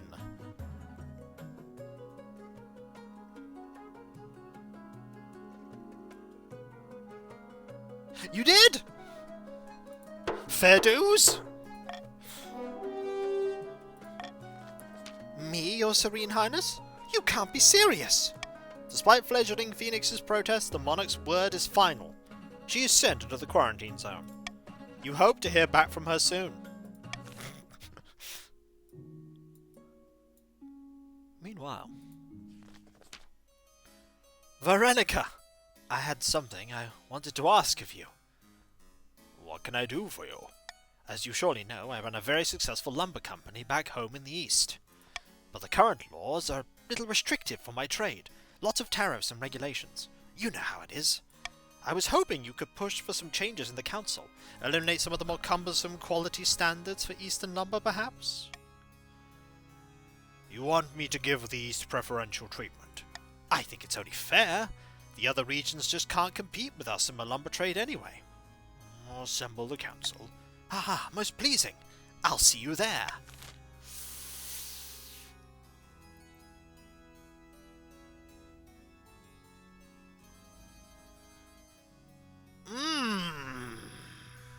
Please do it, we have no trade.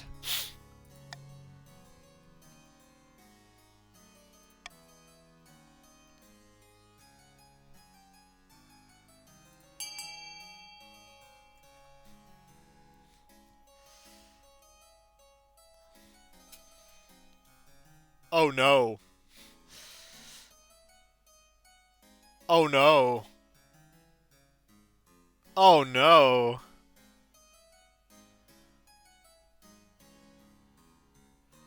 This might be a problem. There are 54 nobles in here. Not everyone's voting.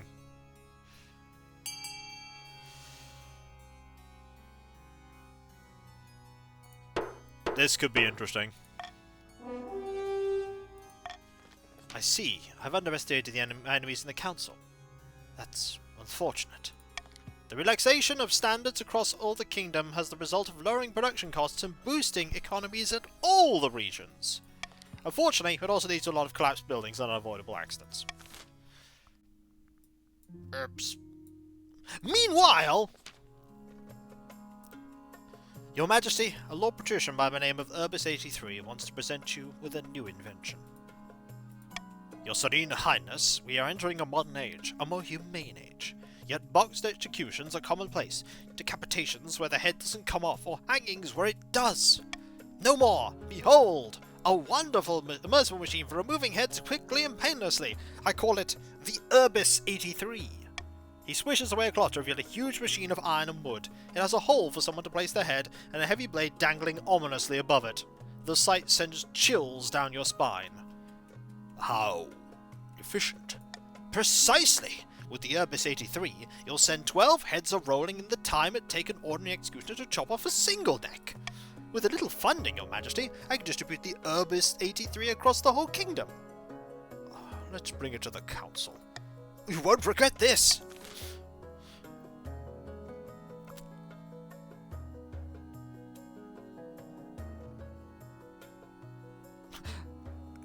Oh.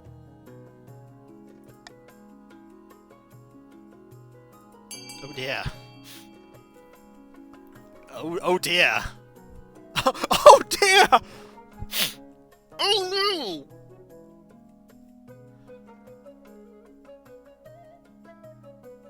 Oh no! You're all monsters!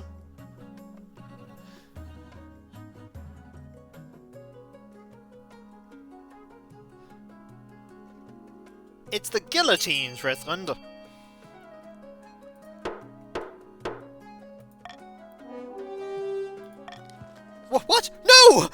just wanted to help people!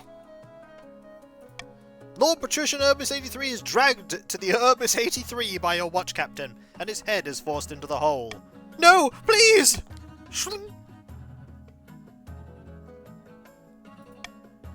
Whoa, that is helpful! With the value of the Urbis 83 now proven, you take money from Lord Patrician's estate fund to fund the rollout across the kingdom. Soon you're chopping off through the backlog of condemned prisoners with unprecedented speed. And unprecedented mercy!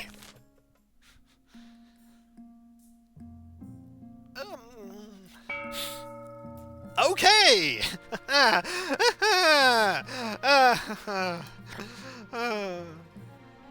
I've got no hand in any of this. People who don't want the counts to succeed, however, you might want to stop B from going through and instead make A go through.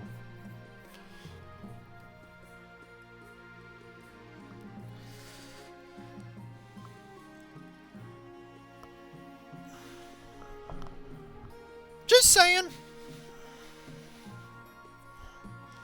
We have a very lopsided kingdom right now.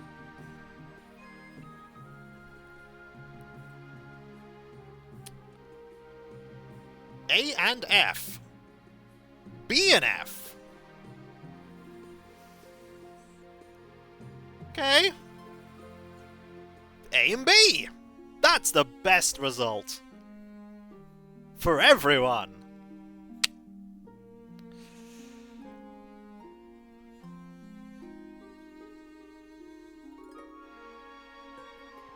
And by everyone, I mean me.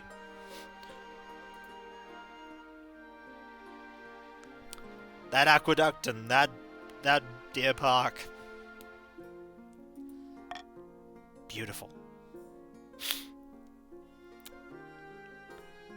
About my heir. Your marriage to Veronica has grown stale. Oh, you get along well enough. You've made some good memories, but there's no spark. She cares more about maximizing profits than your happiness. But spark or no spark, you still need an heir. Congratulations are in order. The royal wedding was a magnificent affair. But something's still missing.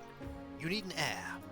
You need someone young, whose loyalty is assured. A child of your own birth would do a trick, even if they're legitimate. Or the youngest of your many cousins.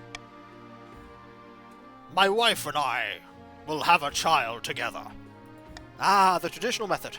No one will object to that. I'll arrange for you to take a month off from ruling so you can get down to business. Meanwhile, the quarantine zone. Your Serene Highness, I have returned. You don't need to dance, do you? No, Your August Majesty. I have returned unharmed. The plague has run its course and the people are alive, though I fear they will never dance again. Are you sure you're still not infected? Indeed, Your Esteemed Highness. I spent plenty of time with the people there. I saw not a single unwanted bounce or shimmy. Humbly, I ask the Council to lift the quarantine so the coast can return to normal.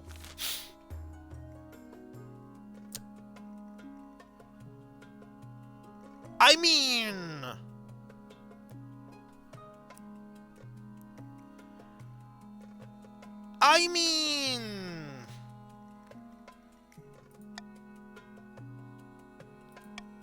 Yeah? So... It is funnier to not lift it, but it's also bad for me to not lift it. Then why vote at all? Good question!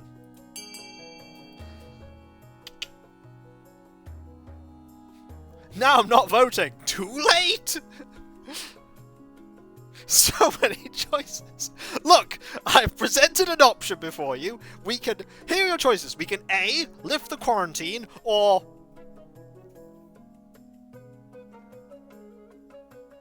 Good choices, right? Tyrant. I'm doing this for the good of people. I have choice paralysis. Well, the patricians are grateful, and formerly quarantined merchants are soon trudging gracelessly throughout the kingdom.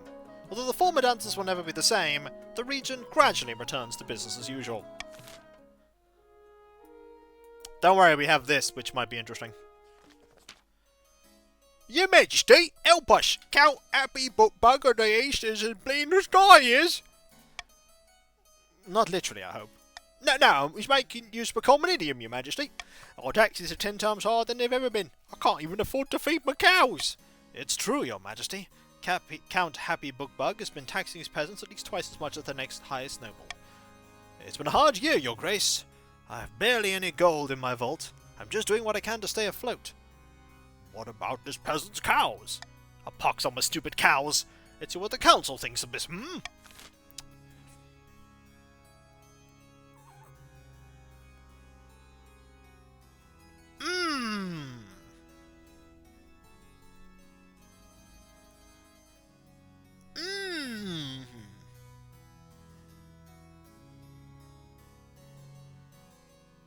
You're not sure.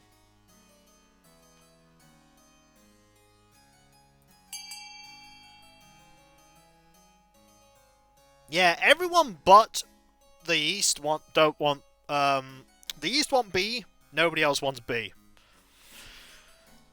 B is bad for everyone else. I said B is bad for everyone else.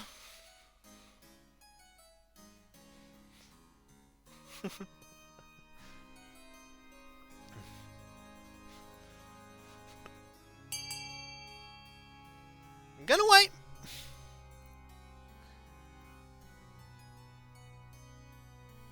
Who voted on the...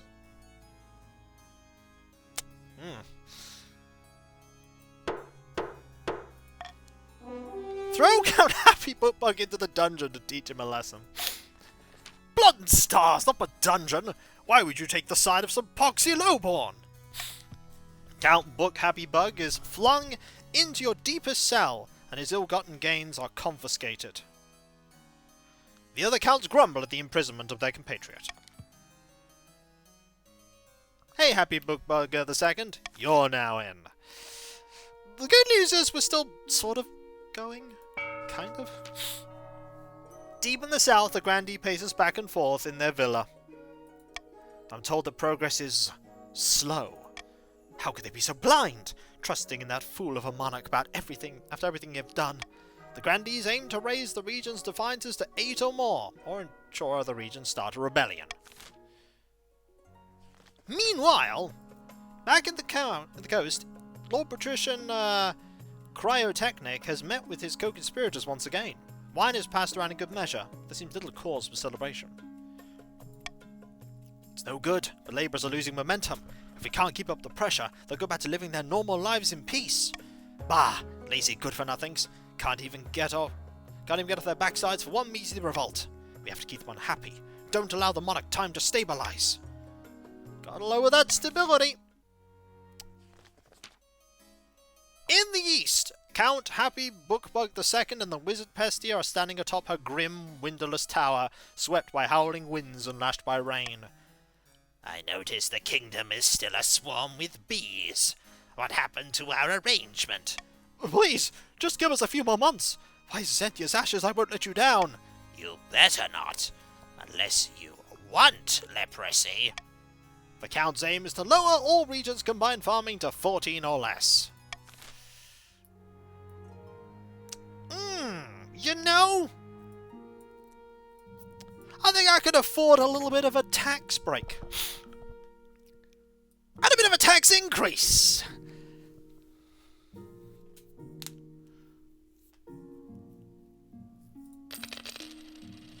Yeah, that seems good.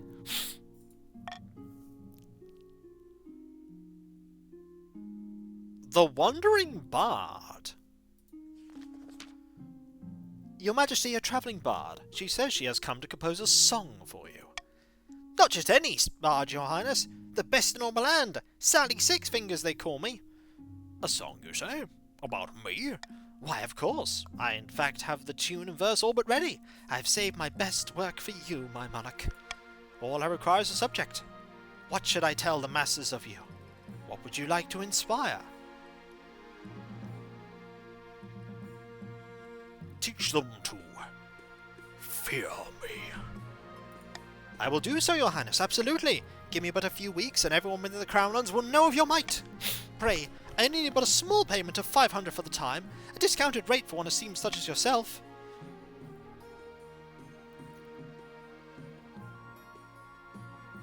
You deserve more than that.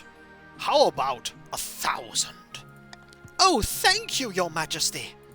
She hurries out of her throne room to do your bidding. The song has the desired effect, with everyone impressed by your regal bearing. I mean, I've still got a fair amount of coin. Meanwhile, Lady Patrician Murakogorek is here to see you, Your Majesty. She wants to sell you a, crab. Of course she does. It's the latest trend along the coast, Your Majesty. The patricians have started keeping a species of jeweled crab as a fashionable pet. The creatures are so rare that one can sell for as much as a mansion. Very well, send her in. Thank you for seeing me, Your Majesty. I know the price is steep, but I assure you, these crabs will only go up in value.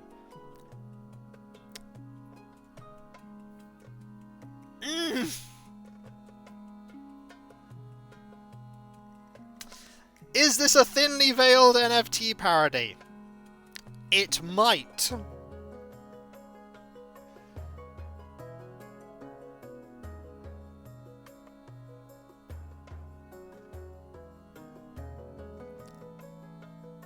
It's more a tulip one, yeah.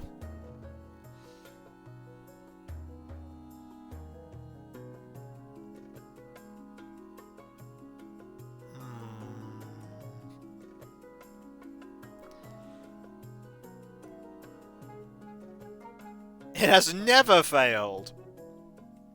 No, thank you. I don't think we want the crabs.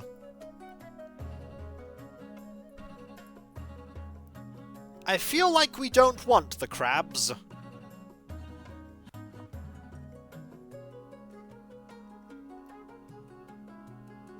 No, I will let them do what they wish with their money. But I am not trading away my crab. I'm not giving them my money. Crabs, honestly. What is this kingdom coming to? Meanwhile... Your Majesty, I wish to speak to you about the situation in the East. The counts have long been a matter of suspicion by those of us in the church, but now idolatry and devil worship are commonplace amongst the whole region. Allow me to send some of my best missionaries to the East. It's for the good of the realm.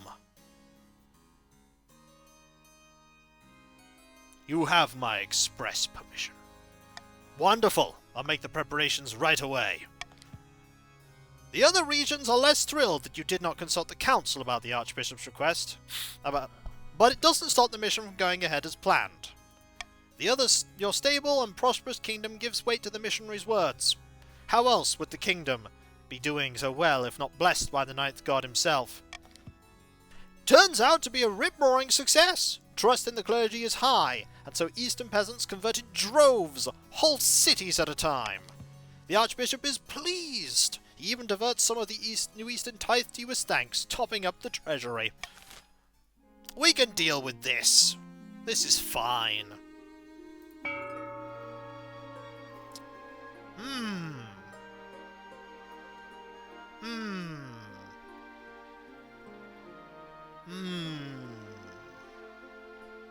I'm actually fine with everything. Don't want any of these.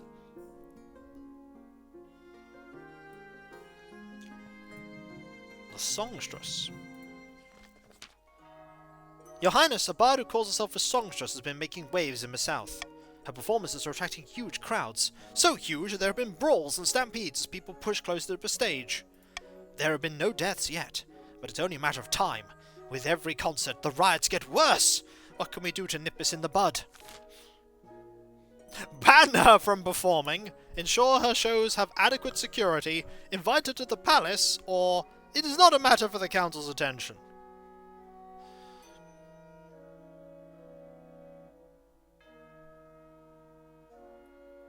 I mean, honestly...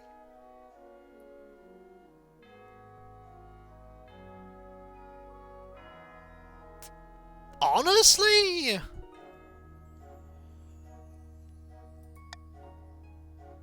I have no say either way or the other, so,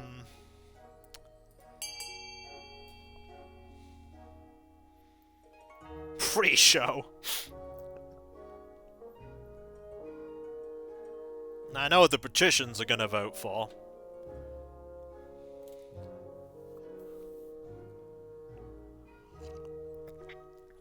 No one else is voting for anything united, but I can afford to lose one stability.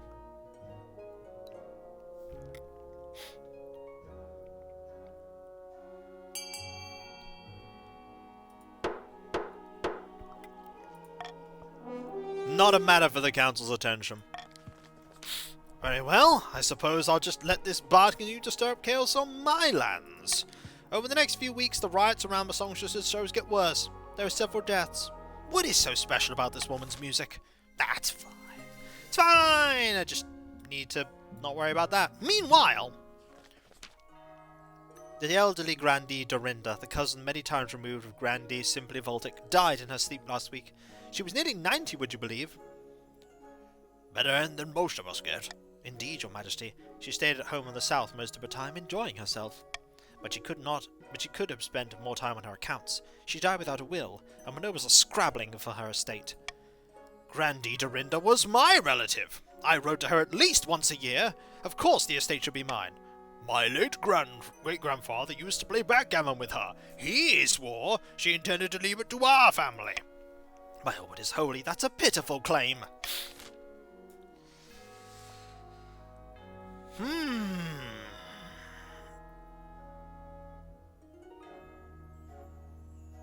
I mean, the counts kinda need that.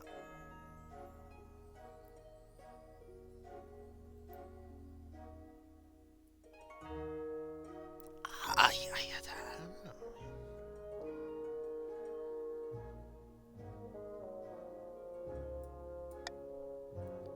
The only one I'm not allowing is that one. The counts need the Urbis 83. I'm not vetoing A. I just don't want that one, because it'll anger both of you. Actually, that's a good point. No. No, I'm sticking with this.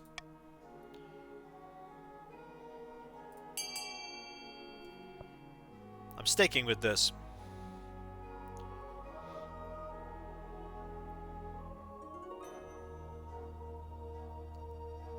I'm sticking with this.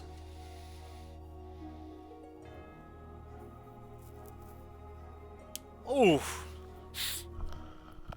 Slowly working on getting through that, that stuff. Get a little bit of money as well from this. A little. If there's an ending thing, by the way, with authority for 10, I'm just doomed. Grandee... Sorry, I don't know where that noise from my mouth came from. Grandee Simply Voltic shakes their head, muttering with their friends about favouritism in the council. But Council Sirius the Magita and the other counts are delighted. They even send you the treasurer a gift basket as a token of their appreciation. You trust the situation is resolved. Meanwhile...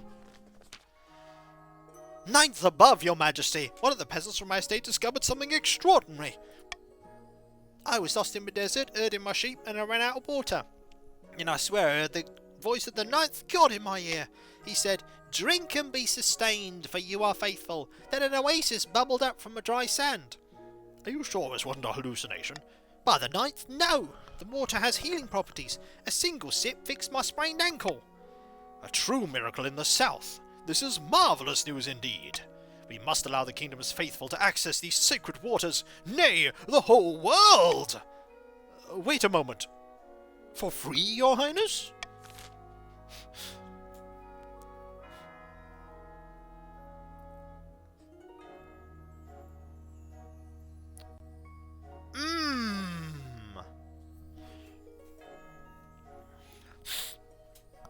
The only thing I will do... I mean, C is really good. Is set swing boats. Like, C is fantastic. It gives you everything. It makes me worse. It makes stability higher. And it improves farming. It's good for everyone. Hey...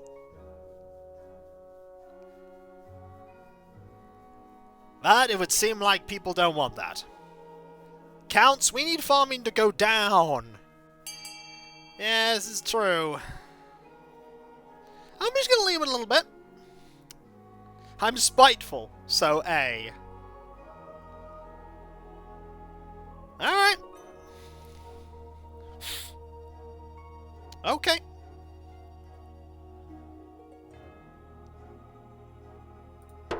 Okay. As word spreads about the Ninth God's blessing, pilgrims eagerly flock to Basal for relaxation and healing.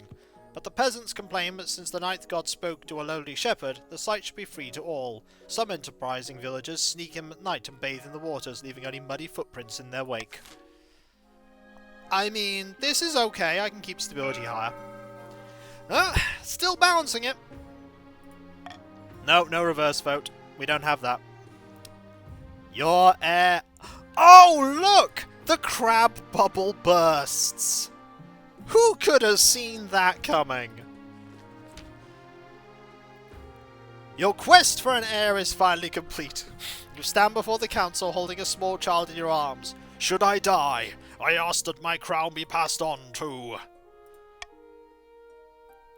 my child. The assembled nobles break out into polite applause. By designating an heir, you've cemented the stability of the kingdom. Your Majesty, may I be the first to congratulate you on the birth of your child. What is their name? Veronica the Fourth. Ah, I see. Noble Veronica the First and Veronica of the East are having the child Veronica the Fourth. Look, my mother named her. She's a random person, born under a good omen. This is going to get very complicated for the historical chroniclers. Oh yes, it is. Praise be, Your Majesty. I'm sure little Veronica the Fourth will grow to be a chip off the old block. Congratulations on finding an heir. Now you just need to fulfill your ambition to win the game. Expect a visit from your spy master soon. Oh no, the crab bubble! Bad news, Your Majesty. A new reef has been discovered which is overflowing with millions of jeweled crabs. Crab prices are crashing catastrophically. How could this be? The entire kingdom will suffer financially, Your Majesty, with the exception of a few patricians. Curiously, Lady Patricia Murakobrek, the very same patrician who first began the crab craze, recently sold her crabs at a huge profit, just days before the crash. Something must be done. You summon your council to discuss the crab price crisis. Many assembled nobles have invested heavily in the crab market, and they are casting furious glances at the patricians' benches. Ooh. Ooh. Ooh.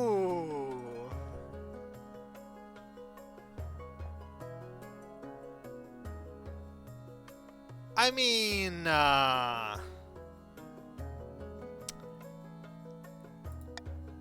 no.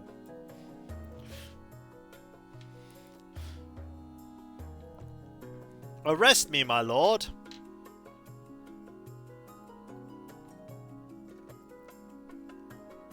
No, Kiko, why? Okay, let's not do that. Let us instead veto B. Let us in fact veto B.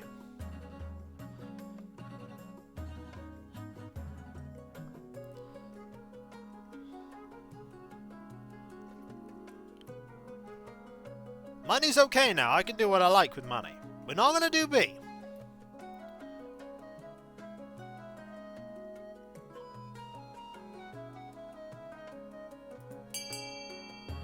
I'm going to help out the patricians.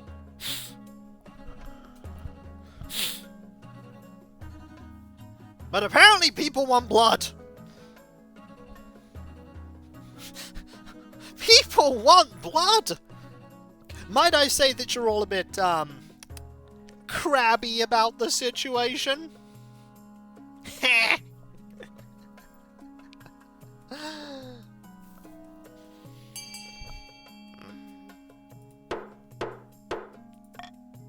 Arrest them and confiscate her ill-gotten gold. Your soldiers storm Lady Patrician's opulent mansion, arresting her and confiscating her ill-gotten crab gold. The trial will be held as soon as possible.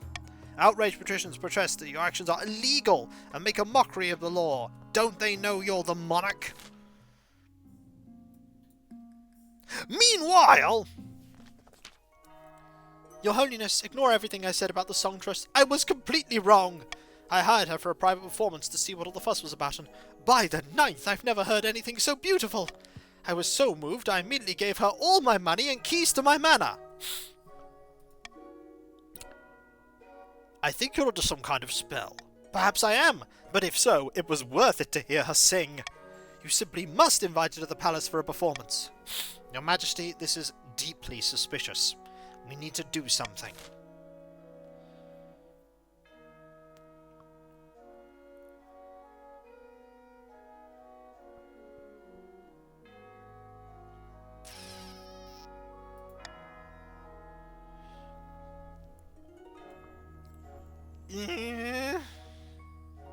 Murder is always an option.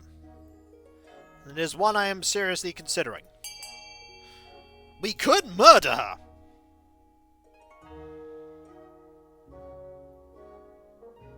We haven't had a good murder yet.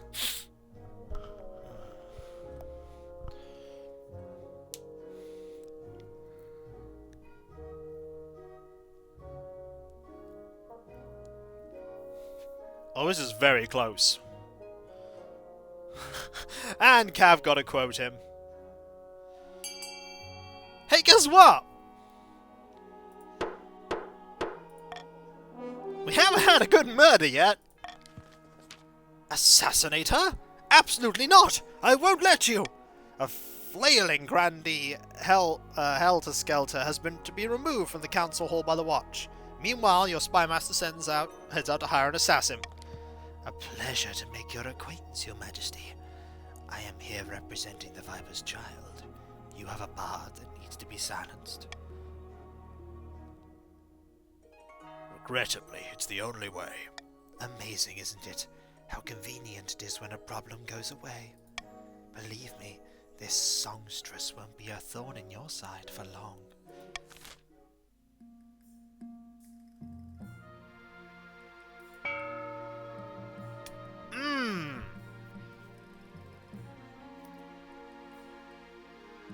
Well, I know what people want to vote for, and I know what people shouldn't vote for. If you want to stop the counts, make sure A doesn't go through. If you want to stop the patricians, make sure F doesn't go through. So the grandees have to make sure those don't happen.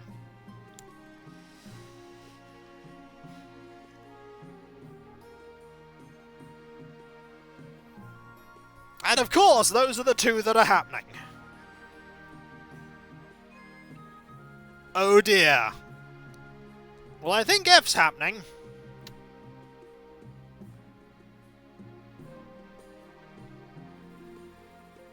I think they're both happening. Oh dear. Oh dearie, dearie, dearie. It's manageable though. The farming one is okay. The farming one's okay. It's the stability one I'm not a fan of. Let's be very careful going forward.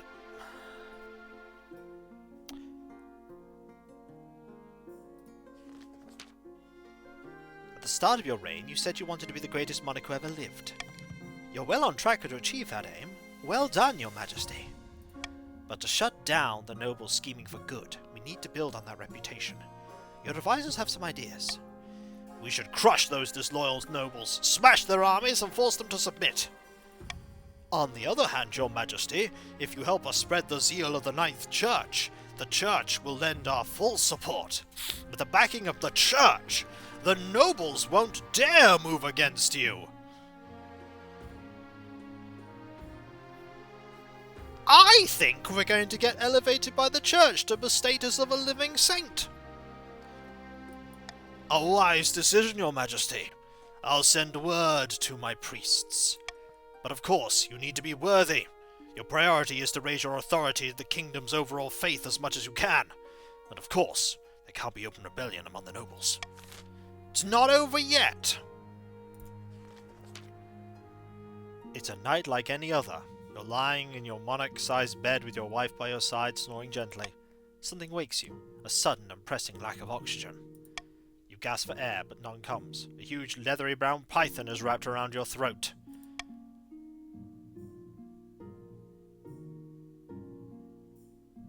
Ah! I think the assassin got enthralled. Ooh. Call for the honor guard! Your honor guard posts themselves outside your door. Every night, you try to call them, all you can do is quietly wheeze. Your vision's going black. You don't have much time left. Reach for the hidden dagger. Or rouse your sleeping wife.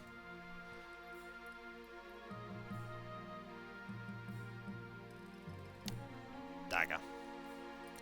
You scramble on your pillow and your fingers close around a hilt. The world is very far away. You feel like you're falling.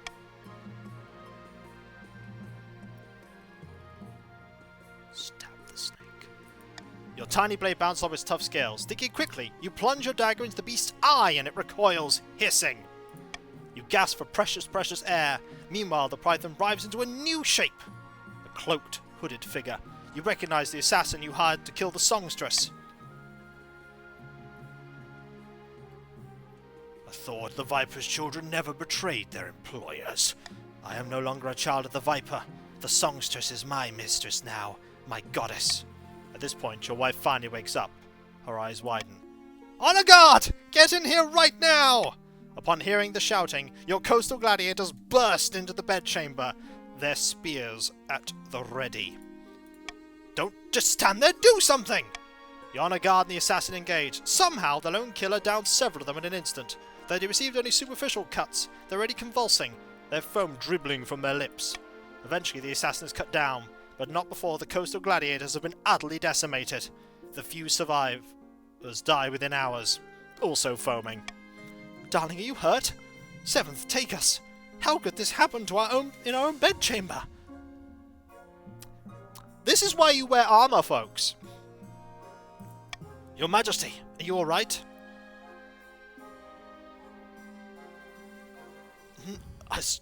No, I'm absolutely not. Calm down, Your Majesty. The danger has passed. That was our assassin! Indeed, the songstress turned our own assassin against us. We underestimated her. Luckily, her magic must have muddled the assassin's judgment. Otherwise, he'd simply have stabbed you in your sleep, rather than strangling you in his serpent shape. I'm sure the Viper's children will give you your money back. This is a terrible breach of professional ethics. In the meantime, I'll investigate this troublesome bard.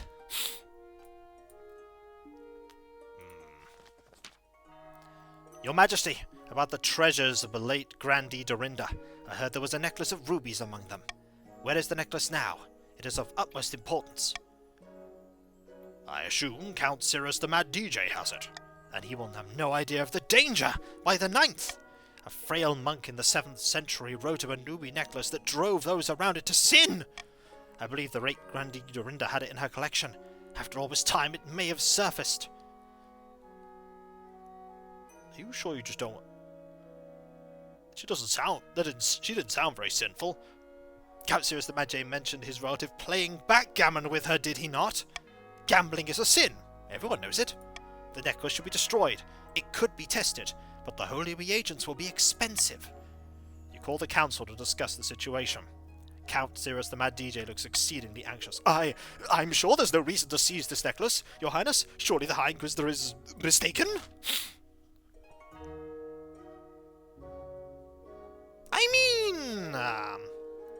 Have the necklace tested for unholy influences. Money.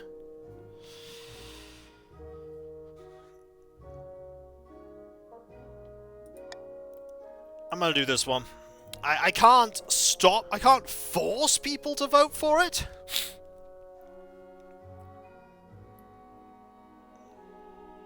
But I want to stop that one.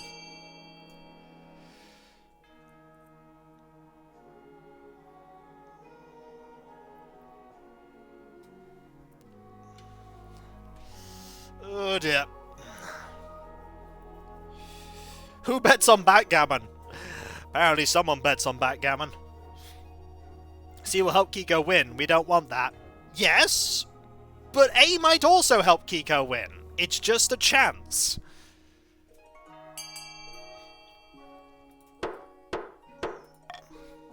Hand it over to the Inquisition. Count Cyrus, the Mad DJ, reluctantly hands over the necklace to the Inquisition. It is never seen again. The Archbishop takes pity on them and sends a nominal fee as an apology, but that doesn't soothe anyone's nerves. When word gets out around what happened, no one is impressed about you giving in so easily. There is even rumours that the High Inquisitor now wears the necklace herself beneath her ceremonial robes. She refused to even acknowledge such stories. If they were anywhere near the truth, the necklace is well hidden. I mean, this is still manageable.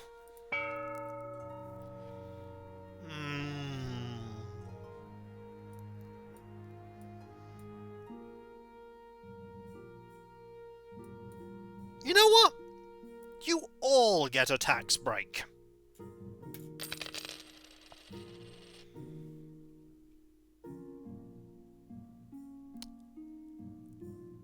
Yep. Everyone. I mean, the crab trial. Let's try this first. This won't work. Your Majesty, I've received messages from the priests beyond the capital. They've been working hard to promote your power in every sermon. What have they been saying? The crown has the divine right to rule, but my priests are pushing that message just a bit harder. More of a divine mandate. Let's go. That is guaranteed because we have 10 authority. Your command of the kingdom is masterful, Your Majesty. The nobles are in no position to push back against you. Now the true journey of sainthood begins. We will scour the kingdom for miracles, so that you can show the holiness of your rule. Please thank your priests for me. Oh, they need no thanks. More than ever, they serve the crown and the ninth as one. I shall write to my priests directly.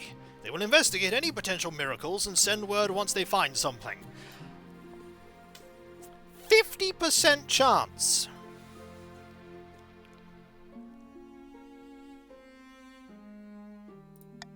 After a few weeks, Grandee Scarlet Lunaire arrives excitedly. Oh my word! Wonderful, Your Majesty! Excellent news from the south!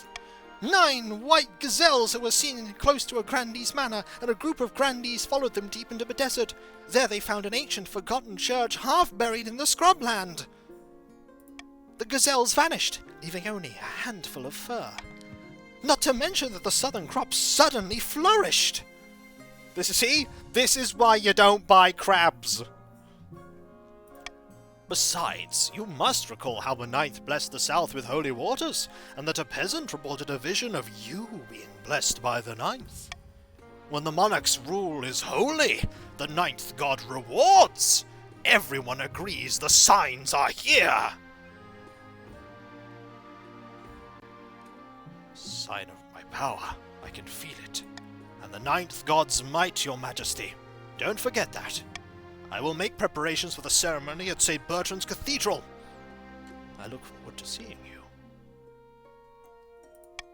That evening, your wife comes to see you. This will be a groundbreaking event, Venica III. The church and the nobles in the palm of your hand. I wonder, will you crush them? I want the church and crown to work in harmony. As a saintly monarch, you're just the person to do it. Before you know it, the time has come. It's a gloriously sunny day in the capital, and the layer upon layer of ceremonial robes are rather hot.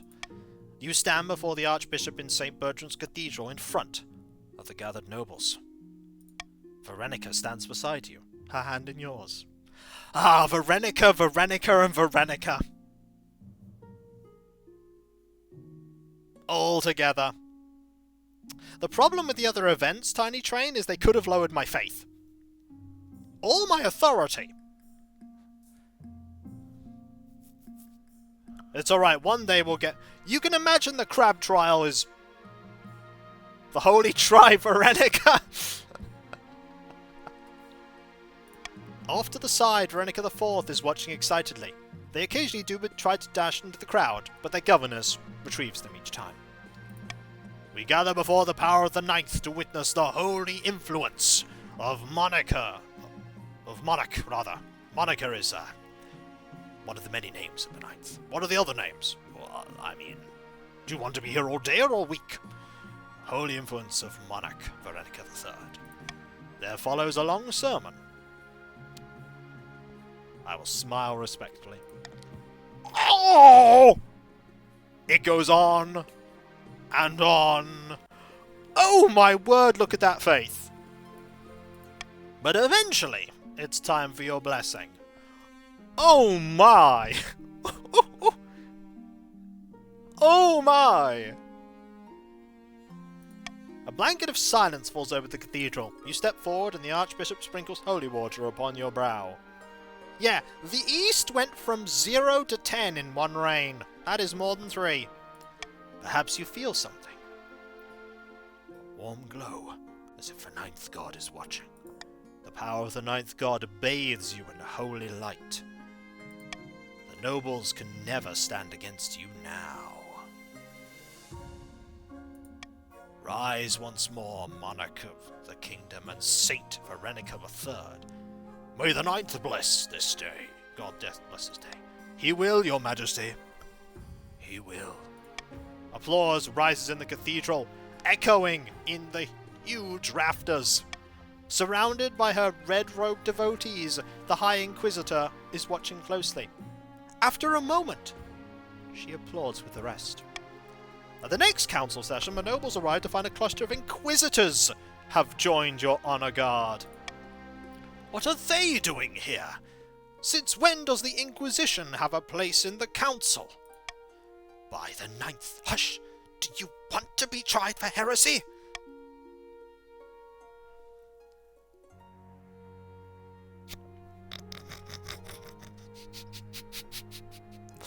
Oh no! We did make pictures of ourselves as a supernatural half-fishman warrior. The power of the Ninth God courses through my veins. The nobles fall silent, terrified. Maybe sainthood doesn't work like that, but what does it matter?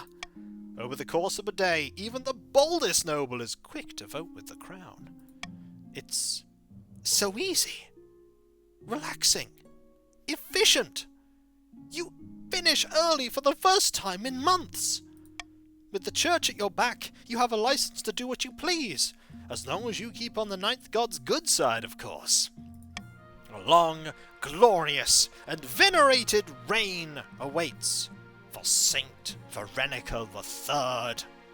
Did we just make the Cod Emperor? Yes, you did. The grandees continue to throw accusations of witchcraft and heresy at their enemies. Everyone gradually learned to ignore them. Unable to convince the peasants to act in time, the patrician scheme fizzles into irrelevancy. Perhaps next time they take matters into their own hands, instead of hinging their plans on the whims of the common folk. The attempt to woo Pestia of the Eastern cause was doomed to failure. The wizard returned once more from politics, but not before afflicting Count Happy Bookbug with explosive hemorrhoids. Rise of the Cod Emperor.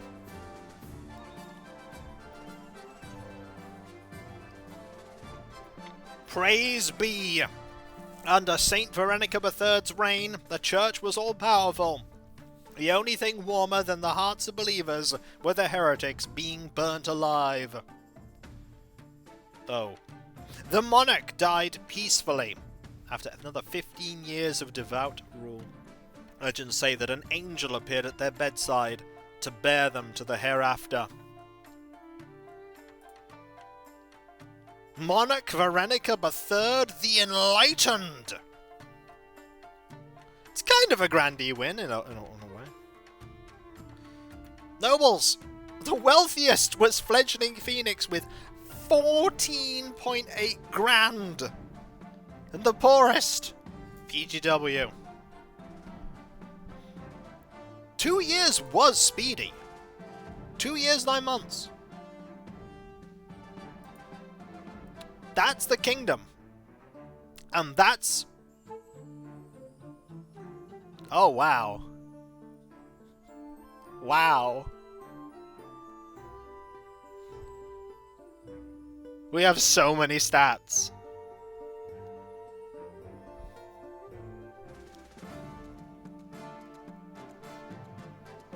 Look, patricians are both the wealthiest and the poorest.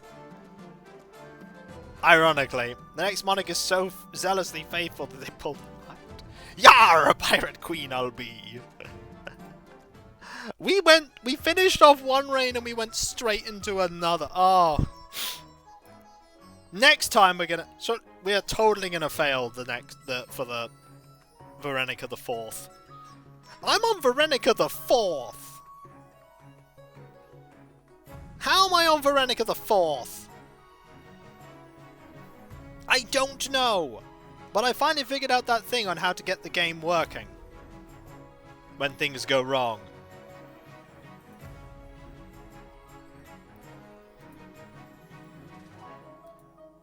Because you're bad at thwarting? You're a great manipulator, what can I say? Am I? I just do things for the lulz.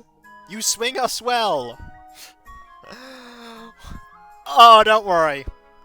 To be fair, the second one was counted by these. To be fair, it got close. Now, imagine, for instance, if I'd have picked the Counts as my bodyguard. They would have been absolutely useless against the assassin. I think in this one we were busy fighting each other, going for the amusing options, and all our second stages took a lot of work. They did. You got unlucky with some of those second stages. This should be stored out of context. Yes, this should be. Hang on. Hang on.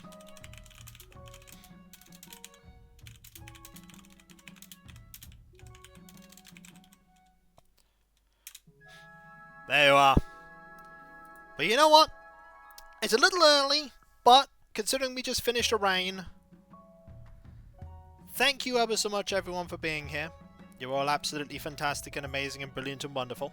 Next time we will start with a fresh new monarch and new terribleness, and hopefully not dying.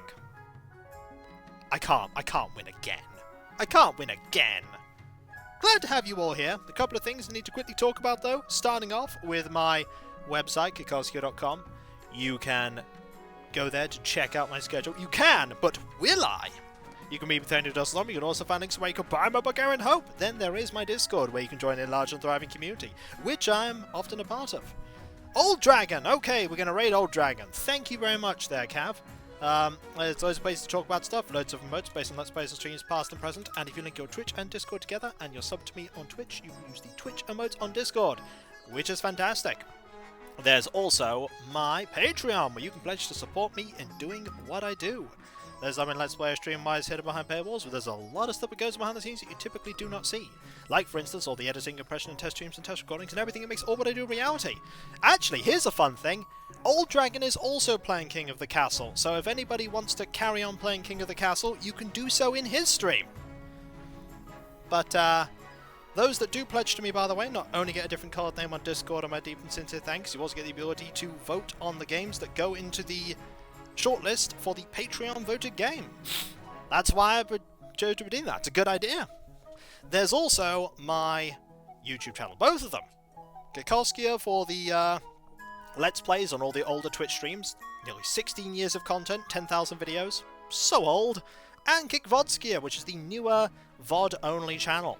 The goal is to get to, hopefully, Deus, hopefully the goal is to get Kikoskia to 100,000 subscribers and KikVodskia to 1,000.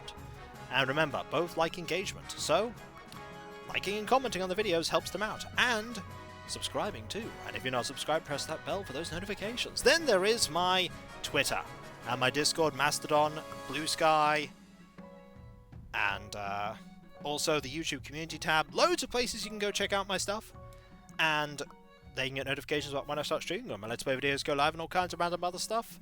There's also my Throne wishlist, where you can put money towards getting me things that provide me with joy. Like, for instance, Warhammer 40,000 figures or Gunpla, which is currently on there. And if there are other things for you to suggest, that aren't there, you can use the suggestions section to do so. But finally, I need to thank you all for being here, because you're all absolutely amazing and fantastic and brilliant and wonderful, and I couldn't do what I do without you, and I wouldn't want to do what I do without you. You are the heart and soul of my community, and you make this all possible. Like, this stream literally wouldn't be a thing without you. My YouTube content wouldn't be a thing without you. I make it, but you make it happen. And come on, we had a stream with the half-Finn folk man who became a living saint. Think about originally when that character came about, and the church were like, no, this cannot be! And then we're like, oh, half fish guy. Totally the ninth wanted that. The COD Emperor, indeed. And so, with your continued support, I'll be able to keep doing this for many years to come, as many years as is possible. So thank you all ever so much, folks. Seriously, thank you. Thank you so much. Thank you. And whether it be morning, afternoon, or evening, I hope you have a fantastic rest of your day, and I hope you achieve everything you set out to do. Next stream is tomorrow, 2 PM GMT, Animal Crossing New Horizons. They'll be adorable and silly, and I'll also be inviting Rocket over again. I'm glad you enjoyed it, 10-player, and I'll catch you next time, folks, and I'll see you then. Later. And remember, be nice to each other, everyone, for if everyone is nice to each other, the world would be that much better a place. And we all want that, don't we? Well, I certainly do. But I hope you do too. Later. And remember, you got to make all Dragon's Reign as challenging as possible. I'm sure you can do that. Do it for the COD Emperor. You know we now need an emote for the COD Emperor? We need an emote on Twitch for the COD Emperor. I'm gonna make it happen for next week. Later.